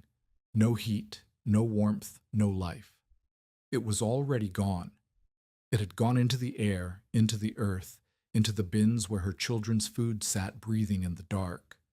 She climbed the ladder. Inga was standing at the hatch. "The potatoes," Inga said. Marta nodded. "All of them?" "All of them." Inga did not smile. She did not cry. She turned and went to the stove and put the kettle on, because that was the next thing that needed doing, and Kavami women did the next thing. The storm left its receipts across Kingsbury County, like a creditor who wanted no one to forget what was owed. Drifts buried fence lines to the top wire. Stock pens that had stood for 3 winters lay flattened under packed snow, heavy enough to snap posts at the base. The road to De Smet was gone, not blocked, but erased, the ruts and wheel marks and beaten track absorbed into a white plain that looked the same in every direction. A man could walk a quarter mile and not know whether he was heading toward town or toward open prairie that went on for 100 miles without a wall to stop the wind. The dead came into count slowly. Peter Brandt kept his left hand but lost both feet below the ankle. 2 children from a schoolhouse 12 miles north had walked into the storm at dismissal and were found the next morning 200 yards apart, frozen in the grass. A freighter's team of 4 horses died in the traces on the Brookings Road. Stock losses were still being tallied a week later, and the number kept climbing. Cattle, hogs, chickens, all of them caught by a storm that arrived on a morning warm enough to leave doors open. Marta heard these numbers and felt them settle into her body, the way cold settles into a house.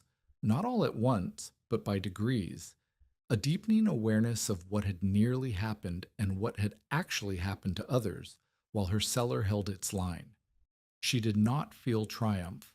She felt the particular dread of a person who had gambled correctly and now understood, for the first time, exactly how narrow the margin was. But the potatoes were alive, and the community knew it. The first visitor came on the 16th. A woman named Ragna Flaten, wife of the man Ole had planned to trade labor with for firewood, rode 3 miles through chest-deep drifts to ask a single question. "Is it true you kept 40 bushels through the 12th? "It is true." "The Grosskopfs lost everything. The Mellers lost half. Nels says his beets went at the edges. How did you hold it?" Marta took her down into the cellar. The barrels stood frozen along the walls, white and silent, the ice inside them dense enough to hold for weeks before the slow thaw worked through. The thermometer read 33 degrees. The potatoes sat in their bins, firm, damp, unblemished. Ragna touched one. She turned it in her hands. She looked at the barrels, at the ice, at the arrangement of mass against the coldest walls, and Marta could see the question forming before Ragna asked it. "The water did this?"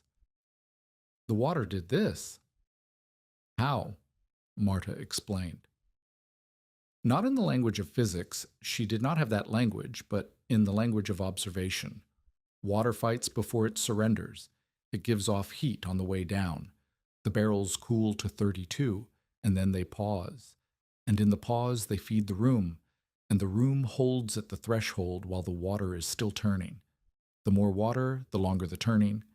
The longer the turning, the longer the cellar lives. Ragna listened the way Marta had listened to her father 20 years earlier, with the particular attention of a person receiving information they know they will need. "How many barrels?" Ragna asked. 7, plus 4 tubs and 2 casks. Everything I could fill. "And the potatoes do not touch the barrels?" "Never. Slats underneath, straw between, air gaps. The potatoes must stay dry or they rot even if they do not freeze." "Who taught you the slats?" "A man named Johann Tveit. He kept cellars in Brainerd." Ragna left with a list in her head: barrel count, placement, hatch ceiling, produce isolation, thermometer height. She had not written anything down. She did not need to. The information was the kind that lodged in the mind of a woman who had just watched her neighbors lose their winter stores and understood that next time it might be hers. Within a week, 4 more families had come to the cellar. Marta showed each one the same things: the barrel arrangement, the ice skins, the thermometer placement, the straw packing, the slat shelves.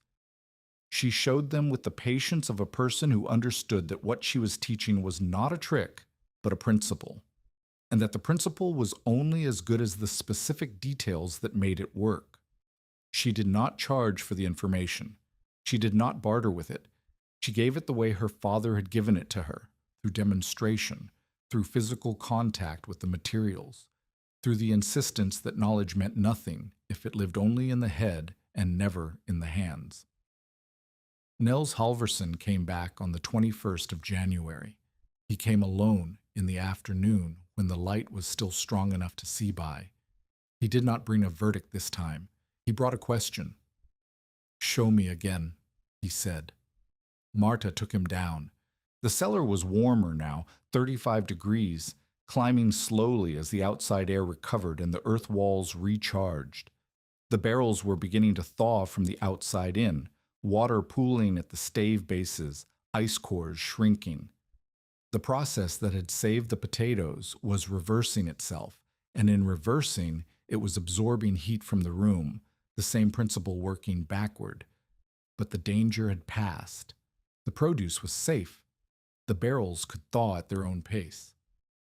Nels walked the cellar the way he had walked it on the 2nd of January, slowly, pressing his palm against the walls, crouching beside the bins. But this time he was not composing a verdict. He was reading a lesson. "You put the biggest mass against the north wall," he said. "That is where the cold comes in fastest. The biggest barrel spends the most heat where the room needs it most. And you sacrifice the small tubs early. Johann taught me that. Lose the edge sheets to save the center block." Nels looked at the thermometer. He looked at the potato bins. He pulled a tuber, turned it, pressed it, and set it back. "I have hauled freight through 9 winters in this territory," he said. "I have buried horses and dug out mail sacks and walked through weather that killed men on either side of me.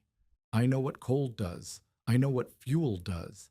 I did not know what water does." He paused.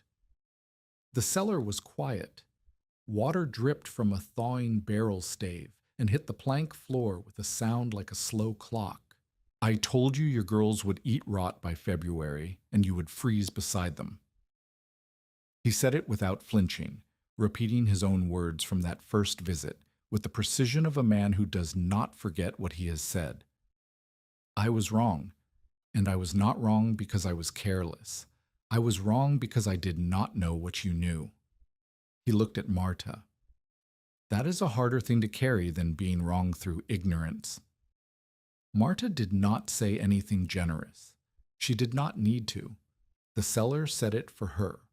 Rows of firm potatoes in dim light, barrels that had spent themselves to hold the room at the edge, and a thermometer that had not lied even when the truth it reported seemed impossible. Nels climbed the ladder. At the top, he turned. "Elsie is going to come next week," he said. "She has questions. Answer them the way you answered mine. She will listen. She is stubborn, but she is not proud." He left, and Marta stood alone in the cellar and allowed herself, for the first time since the storm, to feel something that was not fear or exhaustion, or the particular alertness of a body that has been running on vigilance for days. She felt the quiet solidity of a thing that had worked. Not perfectly, not comfortably, but precisely enough in the exact margin where it mattered. Elsie Brandt came on the 28th. She brought butter and a harsh apology. "I told you cold water was still cold," Elsie said. She set the butter on Marta's table and folded her arms, which was her posture for difficult conversations. "I told you every trip to the creek was a trip wasted. I was thinking like a stove person. More heat means more fuel. Your method does not work like a stove." "It does not. It works like Elsie paused, searching for the right frame. It works like a slow death that keeps the room alive while it is dying. Yes, that is not intuitive. No. Elsie sat at the table. She looked at Marta's hands, still split across the palms, healing slowly, the skin red and rough from weeks of hauling water in January cold. She looked at Inga, who was helping Corrine with a spelling lesson at the far end of the room, both girls thinner than they had been in November, but upright and breathing and eating potatoes that should have been frozen solid. Carl wants to know the barrel count, Elsie said, and the placement, and whether the size of the cellar matters. It all matters. Come down and I will show you. The teaching took an hour. Marta walked Elsie through every element, barrel size and placement, hatch sealing, produce isolation, thermometer reading, inspection timing. She made Elsie touch the walls, feel the air gaps, press her palm against a potato and then against a barrel stave, and understand the difference between a room that is cold and a room that is holding. Elsie asked the questions a practical woman asks. How much water per barrel? How long before a front should the cellar be charged? What if the creek is too far? Can well water work? What about a cellar with stone walls instead of earth? Each question was specific, grounded, and aimed at translating Marta's principle into Elsie's own conditions. Marta answered what she could, and was honest about what she could not. I do not know about stone walls. Earth insulates. Stone may conduct faster, which would mean more mass, not less. Johann would know. You should ask him. Johann Tveit does not talk to anyone. He talked to me. He recognized something in you. You were not hauling blindly. You were thinking. Then think when you haul, and he may talk to you too. Elsie left with the butter dish empty and her mind full, and Marta watched her cross the snow toward the east and felt the particular satisfaction of knowledge passing from one pair of hands to another. Johann came 3 days after the storm broke, walking through the snow with the unhurried gait of a man who had survived enough winters to know that hurrying through drifts wasted strength and saved nothing. He did not ask about the potatoes. He went straight to the cellar, descended the ladder, and stood among the thawing barrels for a long time without speaking. He read the thermometer. He knocked each barrel and each tub, mapping the freeze pattern from the sound alone. Solid, partially thawed, fully liquid, the way a cooper maps a stave by tapping it with a mallet. Then he climbed back up and sat at Marta's table and accepted a cup of hot water, not tea, because there was no tea, just boiled water from the kettle, which was what people drank when they had nothing else, and the act of holding something warm mattered more than the taste. The north wall barrel froze first, he said, sometime during the night of the 12th. By the time I checked at dawn on the 13th, it was solid through. And the south wall barrel froze last. Sometime overnight on the 13th, I found it solid on the morning of the 14th. 24 to 36 hours of release across the full set. The front lasted roughly that long at its worst. You cut it close. I know. 2 more barrels would have given you another 8 to 12 hours of margin, 1 more night of hauling.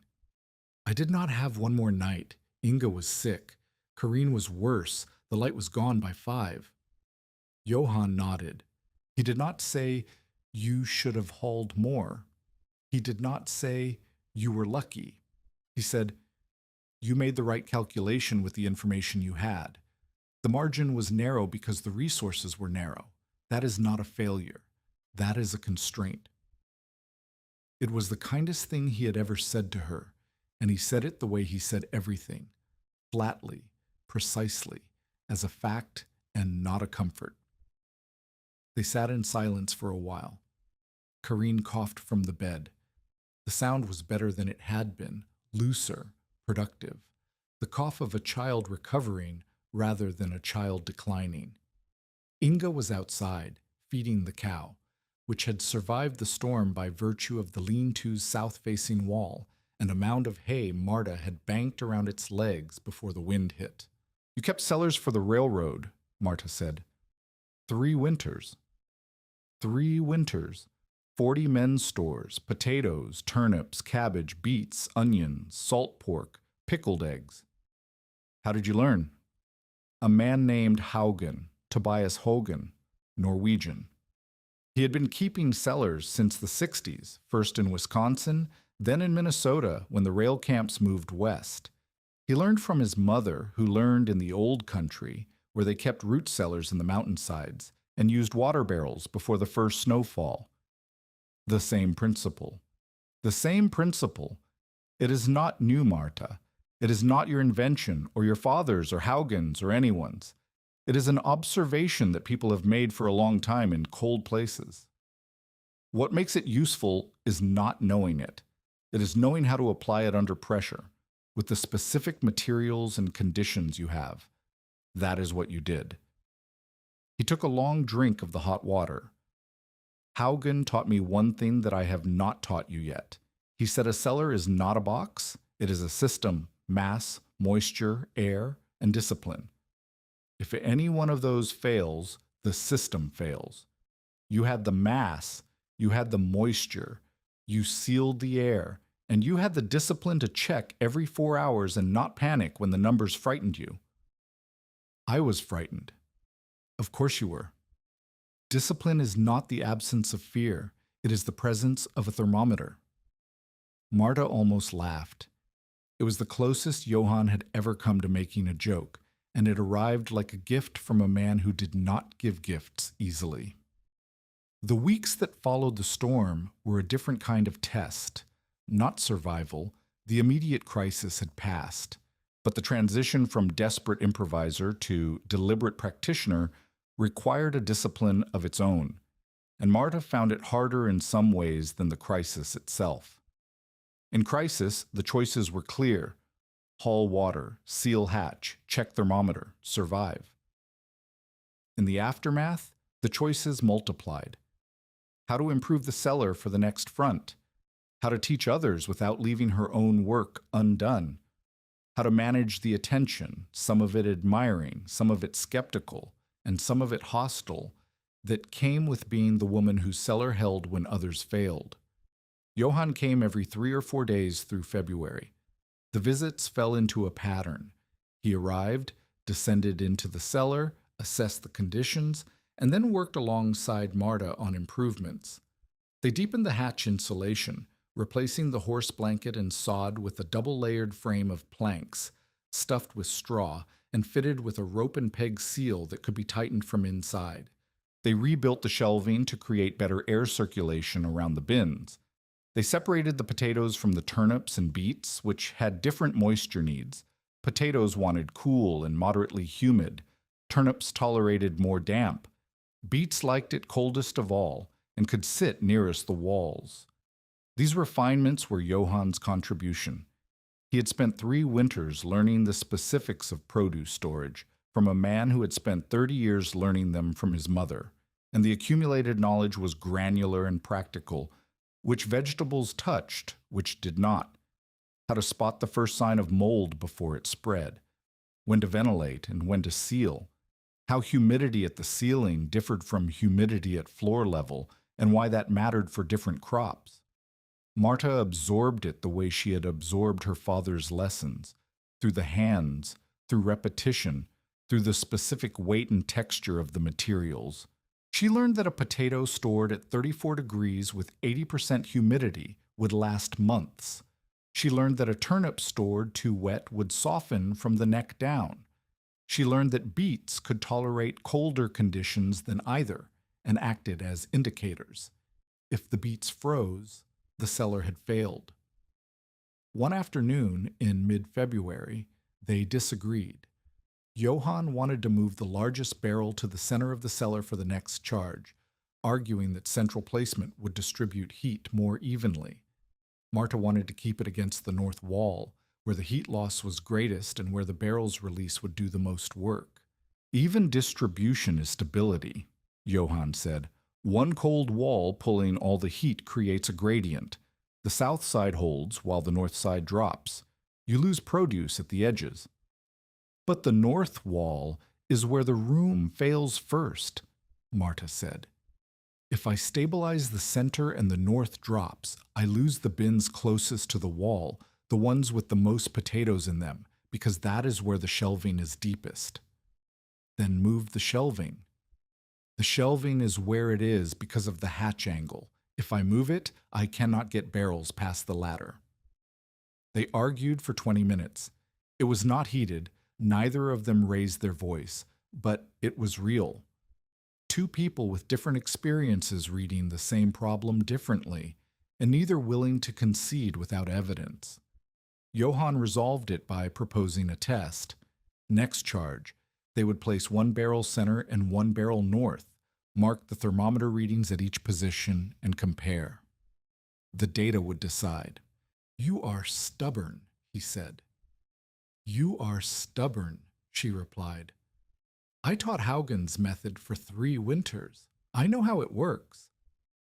"You kept a log-walled cellar with twice the mass for a rail crew with men to haul.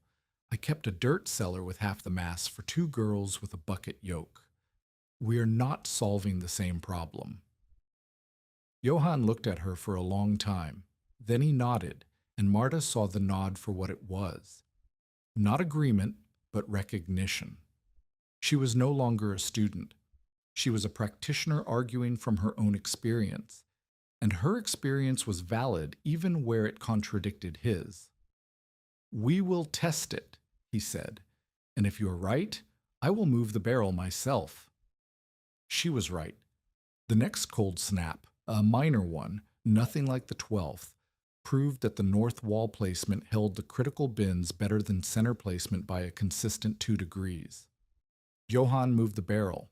He did not mention the test again, but when he taught Elsie the method the following week, he specified north wall placement without qualification. In early March, Johann told Marta he was leaving. Not immediately, in the spring. His brother's family in Wisconsin had offered him a place, a room in a proper house, meals at a table with people who shared his blood, and the quiet end of a solitary life that had lasted 30 years longer than he intended. "I'm 63, he said. "My knees do not climb ladders the way they did. My eyes do not read thermometers by lantern light without squinting. I have done what I came to this territory to do, and now I would like to sit in a chair that someone else built and eat food that someone else grew." When? April, after the thaw. Marta felt the loss before he left. It settled into the spaces between visits, the quiet of a cellar without his knock, the absence of a second opinion, the particular emptiness of knowing that the person who understood what she had done was leaving and would not be replaced. On his last visit before departure, Johann made her do something she had not done before. He sat on the cellar ladder, too stiff to crouch on the floor, too stubborn to stand, and told her to explain the method. Not to him, to the empty room, start to finish, every detail, as if she were teaching someone who had never seen a barrel of water in their life.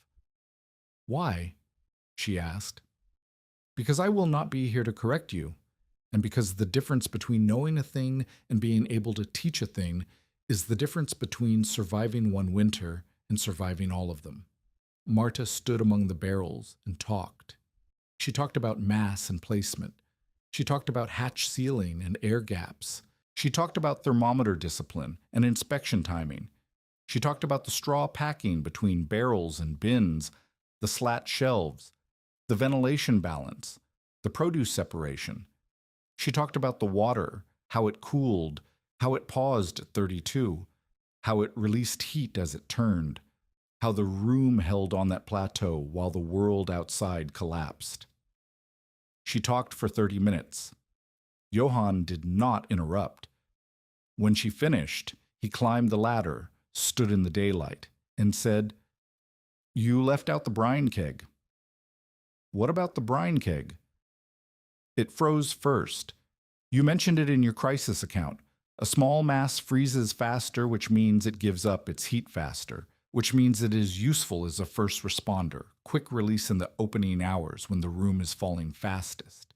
You should teach people to place one small vessel near the hatch, where cold enters first, as a buffer, while the large barrels are still cooling toward the turn. Marta stared at him. She had not thought of the brine keg that way. She had thought of it as a failure, too small to matter, frozen through while the real work was done by the barrels. But Johann was right. The keg had spent its heat in the first hours, when the cellar was falling from 36 toward 32. It had slowed the initial drop. It had bought time for the larger barrels to reach the turn. "Thank you," she said. "Do not thank me. Remember it." He left the next week. Marta walked him to the road that was finally emerging from the drifts, muddy and rutted and navigable. He carried a single trunk and wore the same coat he had worn every day she had known him. He did not look back. He did not promise to write. He walked northwest toward the rail station, and the prairie swallowed him the way it swallowed everything that moved across it, slowly, patiently, without ceremony. Marta stood at the road until she could not see him. Then she went back to the cellar, hung the thermometer on the nail where Johann had first placed it, and began preparing the bins for spring. She did not cry. There was no one in the cellar to see it, and the cellar did not care about crying. It cared about mass, moisture, air, and discipline. She would give it all 4. The secondary crisis came in late March, and it came not as weather, but as need. A family named Ingebretsen, newcomers, filed on a quarter section 8 miles south, arrived from Illinois with 3 children and no planes experience, had survived the January storm by burning everything they owned that would catch fire: furniture, fence rails, packing crates, a rocking chair the wife's mother had shipped from Peoria. They had saved their lives and lost their cellar. Potatoes, turnips, beets, all frozen, thawed, and rotted in the weeks that followed. By March, they were eating purchased flour and little else, and the money was running thin. The husband, a man named Amund Ingebretsen, came to Marta not because he believed in her method, but because Elsie Brandt told him that the Kavama woman might know how to keep a cellar alive through the next winter, and next winter was already on his mind, even though this one had not yet released its grip. "My cellar is shallower than yours," Amund said. He stood in Marta's yard with his hat in his hands, a tall man with the bewildered posture of someone who had expected the plains to be farmland and found them to be a test. "Maybe 5 feet deep, earth walls, but thin. The frost came through in hours." 5 feet is not deep enough," Marta said. "But depth is not the only factor. How thick are the walls? Do you have a hatch or an open stair? Is there drainage at the floor level?" She was asking the questions Johann would have asked. She heard his voice in her own and felt the particular steadiness that came from channeling a teacher who was no longer present. Amund answered, "Thin walls, open stair, no hatch, no drainage. The floor was packed earth that softened in wet weather. His cellar was not a storage system. It was a hole in the ground." "You need a hatch," Marta said. "A sealed hatch with straw packing between the layers. You need to deepen the walls by 2 feet if you can, or if you cannot, a bank sod against the outside to a height of 3 feet. You need slat shelving off the floor and off the walls. And before the first hard cold, you need to fill every barrel you own with water and place them against the wall that faces north. Barrels of water, in a cellar." "In a cellar?" She took him down and showed him. The ice in Marta's barrels had thawed entirely by now. The cellars held water again, standing liquid that reflected the lantern light like dark mirrors. But the arrangement was still visible. The placement logic, the spacing, the produce bins elevated and separated, the thermometer on the north wall. Amund looked at it the way Nels had looked at it in January, with the confusion of a man confronting a principle that contradicted everything he assumed about cold and water and survival. But unlike Nels, Amund had no pride invested in the old way. He was a man who had failed and was willing to learn from anyone who had not. Will this work in a shallower cellar? It will work less well. Shallow means less earth insulation, which means faster heat loss, which means you need more mass to compensate, more barrels, better sealing, and you cannot miss a charge if a front comes and the barrels are empty. 5 feet of earth will not save your produce. She taught him for 2 hours. She made him touch the walls, feel the air gaps, understand the difference between a sealed hatch and an open stair. She walked him through the arithmetic, barrel volume, surface area, the relationship between mass and time, the principle that smaller vessels spent their heat faster and should be placed where the cold entered first. When he left, she stood in the yard and felt something she had not expected. Not exhaustion, though she was tired. Not pride, though she had earned it. Something quieter. The feeling of standing on ground she had made solid through knowledge, and knowing that the ground would hold whether Johann was there or not. If this story reminds you that the most dangerous thing is not the cold, but the assumption that there is only one way to survive it, share it with someone who needs to hear it. Silas Brome had been quiet since January, and the quiet was its own kind of noise. He had not come to the cellar. He had not asked about the method. He had not congratulated Marta, or acknowledged the Grosskopf family's loss, or the spreading adoption of water mass storage among the farms he visited on his collection rounds. He had simply continued his roots, his ledger open, his smile calibrated, and his silence on the subject of Marta Kavama loud enough that people noticed. In early April, he made his move. He came to Marta's door with a piece of paper and a proposition. The paper was her seed account, $9, now accruing interest at terms Silas calculated in his own favor. The proposition was simple. Sign the tools over as collateral, and he would forgive the interest and extend the principal through harvest. The tools are worth $40, Marta said. The debt is $9. The tools are worth $40 to a man who can use them. To a widow running a claim alone, they are worth what someone will pay for them. And right now, no one is paying. I will pay the $9 from the potato sales at market. Potato sales. Silas looked at her with the expression he reserved for people who operated outside his ledger's logic. You're going to sell potatoes that you saved with creek water and what do they call it? A trick. A method. A method. One winter's luck turned into a method. He folded the paper. Let me be direct, Kavami. You survived January. Everyone is very impressed, but one storm does not make a farm, and one cellar trick does not make a farmer. You are a widow with 2 girls, $31, and a half-built house on ground that will freeze again next year and the year after that. The numbers have not changed. They have only paused. The numbers have changed. I have 40 bushels of potatoes that the Grosskopfs do not. I have knowledge that Ragna Flaten is using and that Amund Ingebretsen is building toward. I have a cellar that works. The numbers are different. Numbers on paper are what matter, and on paper you owe me $9. I owe you $9. I will pay you $9, not with tools, not with land, with potatoes, sold at market at the price they bring.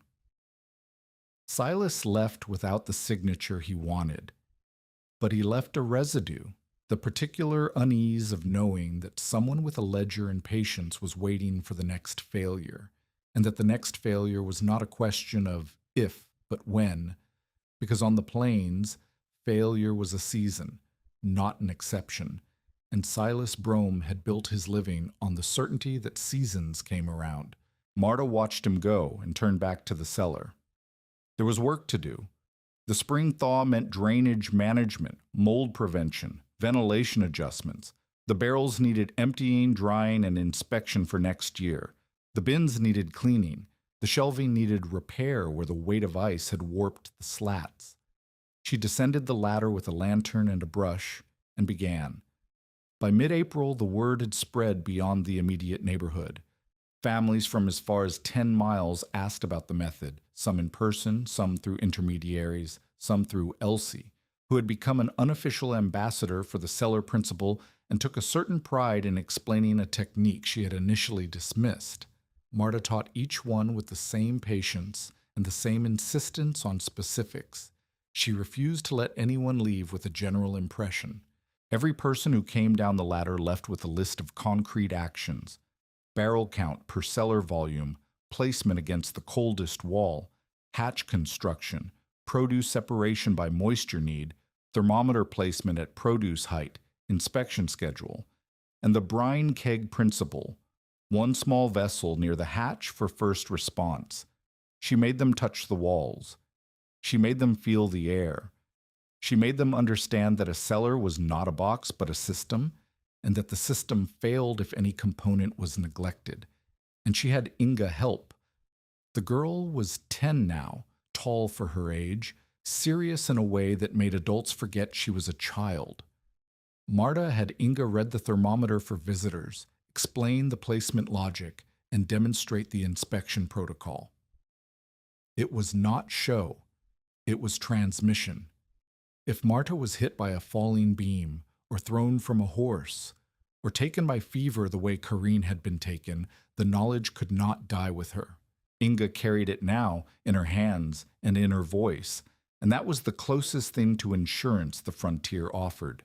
Karine, recovered from the January fever but still thin, helped by sorting potatoes, pulling the ones that showed soft spots or sprouting eyes, setting them aside for immediate eating, keeping the sound ones in rotation.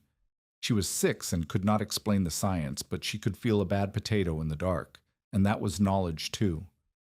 The homestead was changing, not in any single dramatic transformation, but in the accumulated weight of small improvements made by a woman who had learned that the difference between survival and ruin was attention to detail. The house was warmer. Marta had banked sod higher, sealed the south wall gap that Ole had left unfinished, and built a proper vestibule from salvaged lumber that Nels had delivered in February as payment for a debt he claimed he owed, but that Marta suspected was closer to apology than obligation. The cellar was better organized, better sealed, better ventilated. The cow was healthy. The girls were growing. And somewhere in the quiet accumulation of these changes, Marta Kvama had become the person younger settlers visited before first freeze. Not because she proclaimed herself an expert, not because she sought the role, but because the January storm had drawn a line between those who understood how a cellar worked and those who did not, and Marta stood on the side of the line where the potatoes were still alive. The summer of 1888 passed in the way Dakota summers pass, fast, hot, and loaded with the work that winter makes impossible. Marta planted 40 acres of potatoes, plus turnips, beets, and a small patch of cabbage that Elsie had given her seed for. She repaired the south wall properly, hiring a man from De Smet for 2 days of framing work paid in potatoes from the spring sale. She replaced 3 warped barrel staves and sealed the cracks with pine tar traded from a timber crew passing through on the Brookings Road. The potato sale in March had brought her $19, enough to pay Silas his $9, and bank the rest against lamp oil, salt, nails, and the small necessities that kept a homestead running. The payment had been made in Silas's store in front of 2 witnesses, with Marta counting the coins onto the ledger page and Silas recording the settlement in his careful hand. He had said nothing when she paid. He had closed the ledger and set it on the shelf and looked at her with the expression of a man who had lost a position he thought was permanent. The debt was gone. The leverage was gone. And Silas Brome, for the first time in his dealings with Marta Kvame, had nothing to hold. Through the summer, Marta improved the cellar in ways that Johann's teaching and her own experience suggested.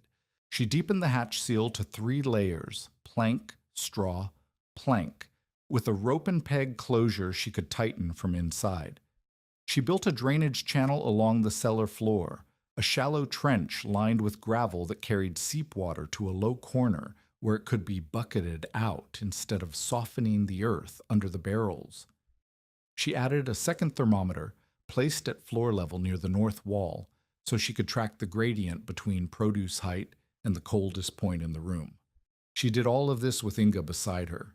The girl held planks while Marta nailed. She carried gravel in a bucket. She read both thermometers and reported the difference. She was learning the cellar the way Marta had learned it. Through the hands, through repetition, through the specific resistance of materials that had to be persuaded into position. Karina helped where she could. She was 7 now, stronger than the winter version of herself, but still small, still prone to coughs when the dust blew. Her contribution was sorting and inspection. She could identify a sprouting potato by touch in the dark, and she took pride in it, the quiet pride of a child who has found a task she can do as well as anyone. By September, the cellar was ready for its second winter. 12 barrels this time, 5 more than January, acquired through trade and salvage over the summer.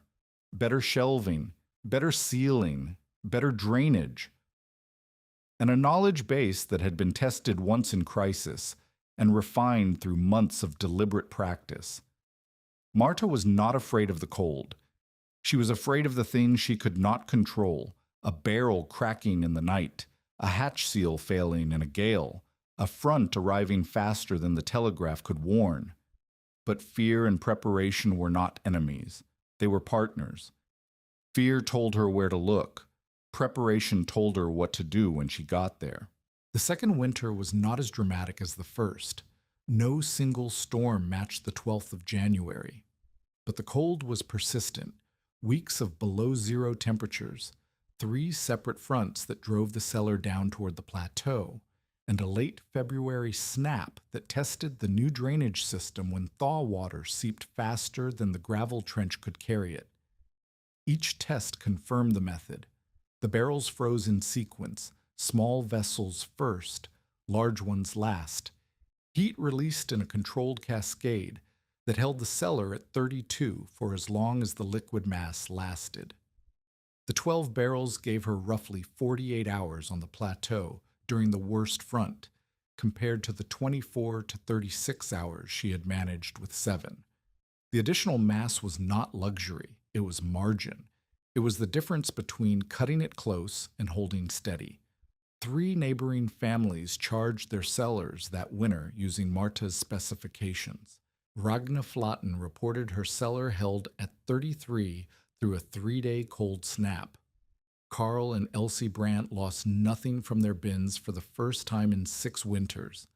Amund Ingebretsen, who had deepened his cellar to 7 feet and built a proper hatch over the summer, saved his entire potato crop and wept in his wife's arms when he opened the bins in February and found every tuber firm. Marta heard these reports and felt something that was not pride exactly. Pride implied ownership, and the knowledge did not belong to her. It belonged to her father, and to Johann, and to Tobias Haugen, and to Haugen's mother in the old country, and to whoever had first noticed that water gave up heat on its way to ice. What Marta had done was not invent. She had applied. She had applied under pressure with insufficient materials in conditions that demanded precision, and she had survived. That was enough. That was the contribution. But the reports also carried a weight she had not anticipated. If the method failed for someone, if a barrel cracked, or a hatch seal gave way, or a family charged too late and the water froze before the front peaked, the failure would trace back to her teaching. She would be the source of bad advice. She would be the woman who told people to put water in their cellars, and someone's potatoes froze anyway. That responsibility sat on her differently than the fear of her own failure. Her own failure was between her and her children. Other people's failure was between her and the community. and the community had longer memory and less forgiveness. She addressed it the only way she knew how: specificity. She refused to give general advice. Every family that came to her got a cellar assessment: depth, wall material, hatch construction, orientation, drainage. Every family got specific numbers: barrel count per cubic footage, placement per wall exposure, charge timing per expected front arrival. Every family got the warning: the method was not magic. It was physics. If the physics were wrong mass, wrong placement, wrong sealing, the cellar would fail, and the failure was not the water's fault. It was the operator's fault. Johann would have approved. Nels Halvorsen became, in his gruff and reluctant way, an ally. He did not use the word. He did not announce a change of position. He simply began mentioning Marta's method to people who asked him about winter preparation. And people asked Nels about winter preparation the way they asked a doctor about symptoms, because his experience was earned in scar tissue and frozen horse flesh, and everyone knew it. "Talk to the Kavame woman," he would say. "She knows cellars better than I do." That sentence from Nels Halvorsen carried more weight than any endorsement Marta could have sought. It carried the weight of a man who had been wrong once, publicly, and had chosen to point others toward the person who had been right, instead of pretending the disagreement had never happened. Nels came by the homestead occasionally through that second winter, not to check on Marta, but to check on the method. He wanted to understand it the way a freighter understood a new road, not from theory, but from repeated observation. He asked questions that surprised her with their precision. Did the freeze pattern differ when the outside temperature dropped slowly versus dropped fast? Did a barrel placed on planks freeze differently than a barrel placed on bare earth? Was there a point of diminishing returns, a mass beyond which additional water did not add meaningful time on the plateau? Marta answered what she could and tested what she could not. The third question, diminishing returns, became an experiment. She added 2 extra barrels to the cellar in January, placed them in the center where she and Johann had argued about placement, and tracked the thermometer through a moderate cold snap. The extra barrels added roughly 4 hours to the plateau, useful but not proportional to the effort of hauling them. "There is a ceiling," she told Nels. "The cellar can only hold so much heat. After a certain mass, the extra water cools the room before it freezes, which costs you time at the top of the curve before you gain it back at the bottom. The sweet point is somewhere around 1 barrel per 8 cubic feet of cellar space, placed against the coldest walls." Nels looked at her. "You sound like an engineer." "I sound like a woman who has spent 2 winters counting barrels." He almost smiled. From Nels, an almost smile was equivalent to a standing ovation from anyone else. The man arrived in the spring of 1889, and he arrived the way useful people arrive on the frontier, without announcement, through work, proving himself before anyone asked him to. His name was Peter Lunde. He was 31, Norwegian-born, a cooper and Finnish carpenter by trade, nephew to Nels Halvorsen through a sister who had died in Fargo. He had come west because the coopering trade in Minneapolis had thinned, and because Nels had written him a letter, uncharacteristically wordy for Nels, describing a widow with a cellar full of barrels that needed better staves. Petter did not present himself as a suitor. He presented himself as a man looking for work, which on the frontier was a more honest introduction and a more useful one. He found Marta at the cellar, replacing a hoop on the north wall barrel, and asked if she needed a cooper. "I need a cooper who understands that these barrels are not holding ale," Marta said. "They are holding thermal mass. The staves need to be tight enough to seal, but porous enough to transfer cold evenly. If one barrel freezes from the outside in faster than the others because the wood is denser, the heat release is uneven, and the room develops cold spots." Peter looked at her for a long moment. He was a quiet man with large, careful hands and eyes that paid attention to edges, the places where materials met and failed or held. You want staves that breathe, he said. I want staves that breathe. White oak, quarter sawn. Not as tight as whiskey staves, but tighter than pickle barrels. I can cut that. Can you cut 12 before October? I can cut 12 before September if you show me where the wood is. They worked together through the summer. Pater cut and shaped the staves at a makeshift bench beside the lean-to. Marta specified the dimensions, barrel height, diameter, hoop placement, based on her cellar measurements and the placement logic she had refined over 2 winters.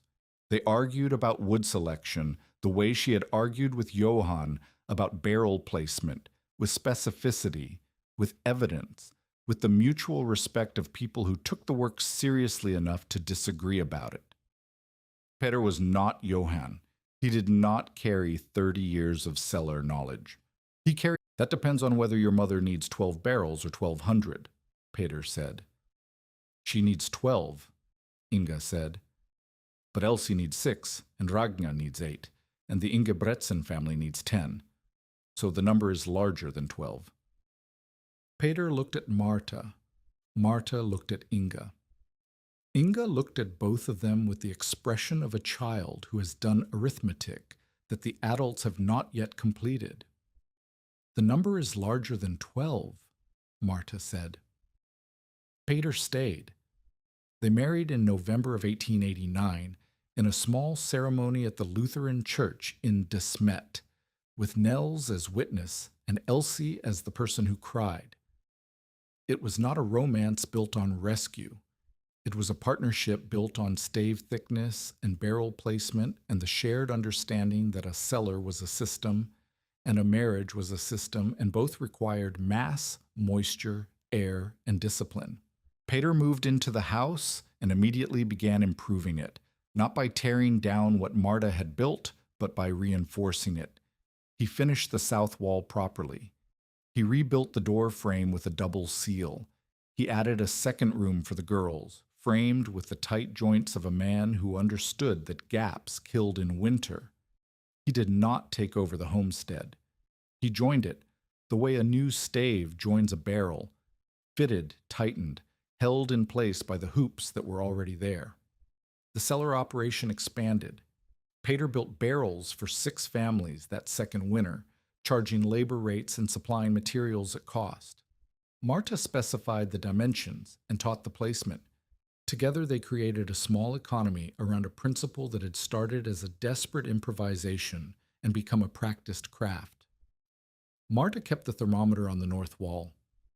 She checked it every day through the cold months, even in winters when the method was proven and the barrels held without drama. The quality control, the last line of defense between a sound potato and a rotten one, and she took the work seriously in the quiet way she took everything seriously, without complaint, without hurry, with the focused attention of a person who had nearly died in a cellar's care and owed it a debt she repaid in competence. The winters accumulated. 1890, 91, 92. Each one tested the method, and each one confirmed it. The barrels held. The cellars held.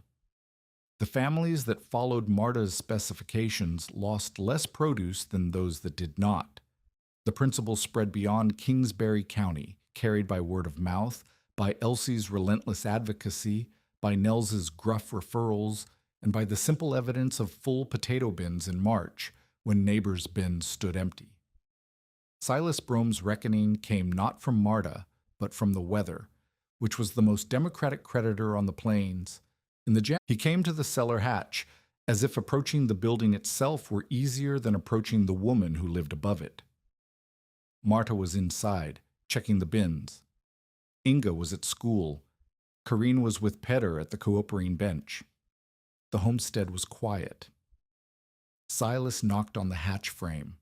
Marta climbed the ladder and found him standing in the snow with his ledger under his arm and an expression she had never seen on his face before. Not calculation, not condescension, not the careful smile of a man measuring another person's weakness, something rawer, something closer to need. I lost my cellar stores, he said. I heard. $60, potatoes, onions, turnips, all of it. I heard that too. He stood there. The wind moved across the snow between them. Marta waited. She had learned waiting from Johann, who used silence the way other people used words to create space for the other person to fill with whatever they actually meant. Silence she could refuse, and the refusal would be justified, and everyone in the county would understand it. Come down, Marta said. She took him into the cellar. She showed him the barrels, the shelving, the thermometers, the hatch seal, the drainage trench, the straw packing, the air gaps. She showed him the way she showed everyone, with specificity, with patience, with the insistence that he touch the walls and feel the air and understand the difference between a room that was cold and a room that was holding. Silas listened. He did not interrupt. He did not argue. He did not make a joke or a dismissive comment or reach for the ledger under his arm. He listened with the particular attention of a man who has just paid $60 to learn that certainty is expensive and humility is cheap. When she finished, he stood at the base of the ladder and looked at the cellar, the barrels, the bins, the thermometers, the evidence of 3 winters of refinement and care, and the stubborn application of a principle that everyone had told her was foolish. "Why are you showing me this?" he asked. "Because the potatoes do not care who owns them," Marta said, "and because a man who loses $60 worth of food is a man whose family goes hungry, and I do not wish hunger on anyone's family, not even yours." Silas climbed the ladder. At the top, he paused. He did not thank her. Silas Brome was not a man who thanked people because thanking implied debt, and debt was something he preferred to hold rather than owe. But he nodded once with a heaviness that suggested the nod cost him something. He left. He built a proper hatch that spring. He bought 4 barrels from Pater at full price.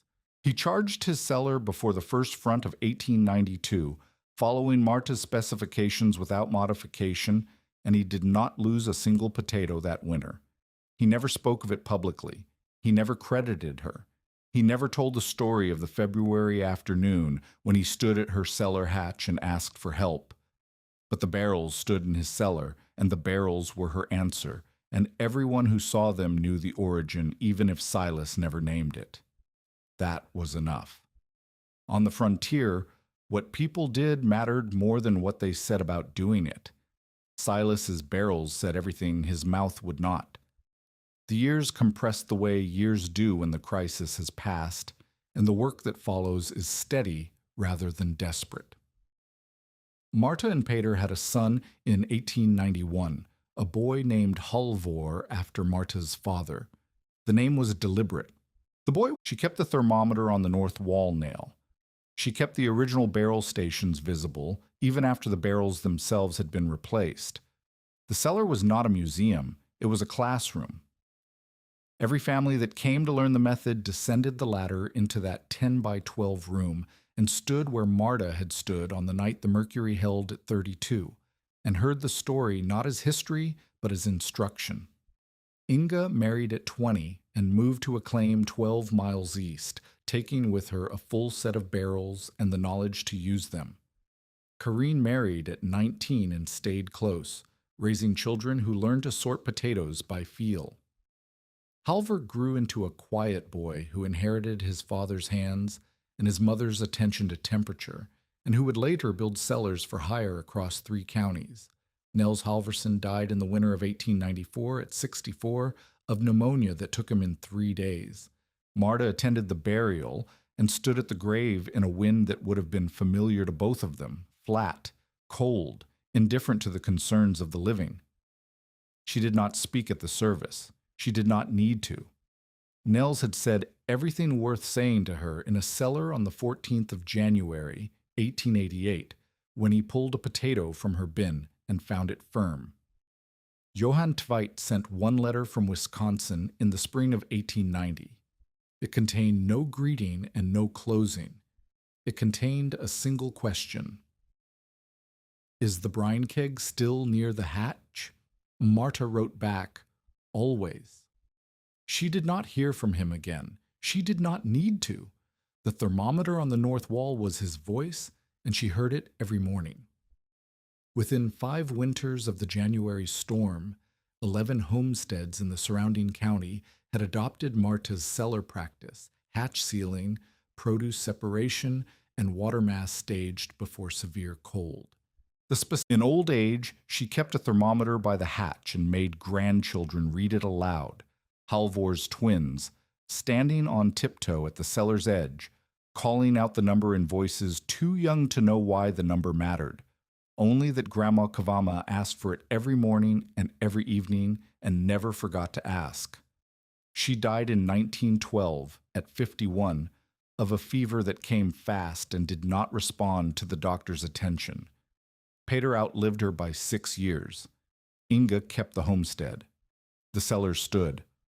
On the 12th of January, 1888, the temperature on the northern plains had dropped more than 60 degrees in hours, and Nels Halvorsen, who had crossed Dakota Territory through 9 winters and buried 2 teams in a single storm, had stood in Marta Kvam's yard and told her that if she wasted the last warm hours on foolishness, her girls would eat rot by February, and she would freeze beside them. He had been certain.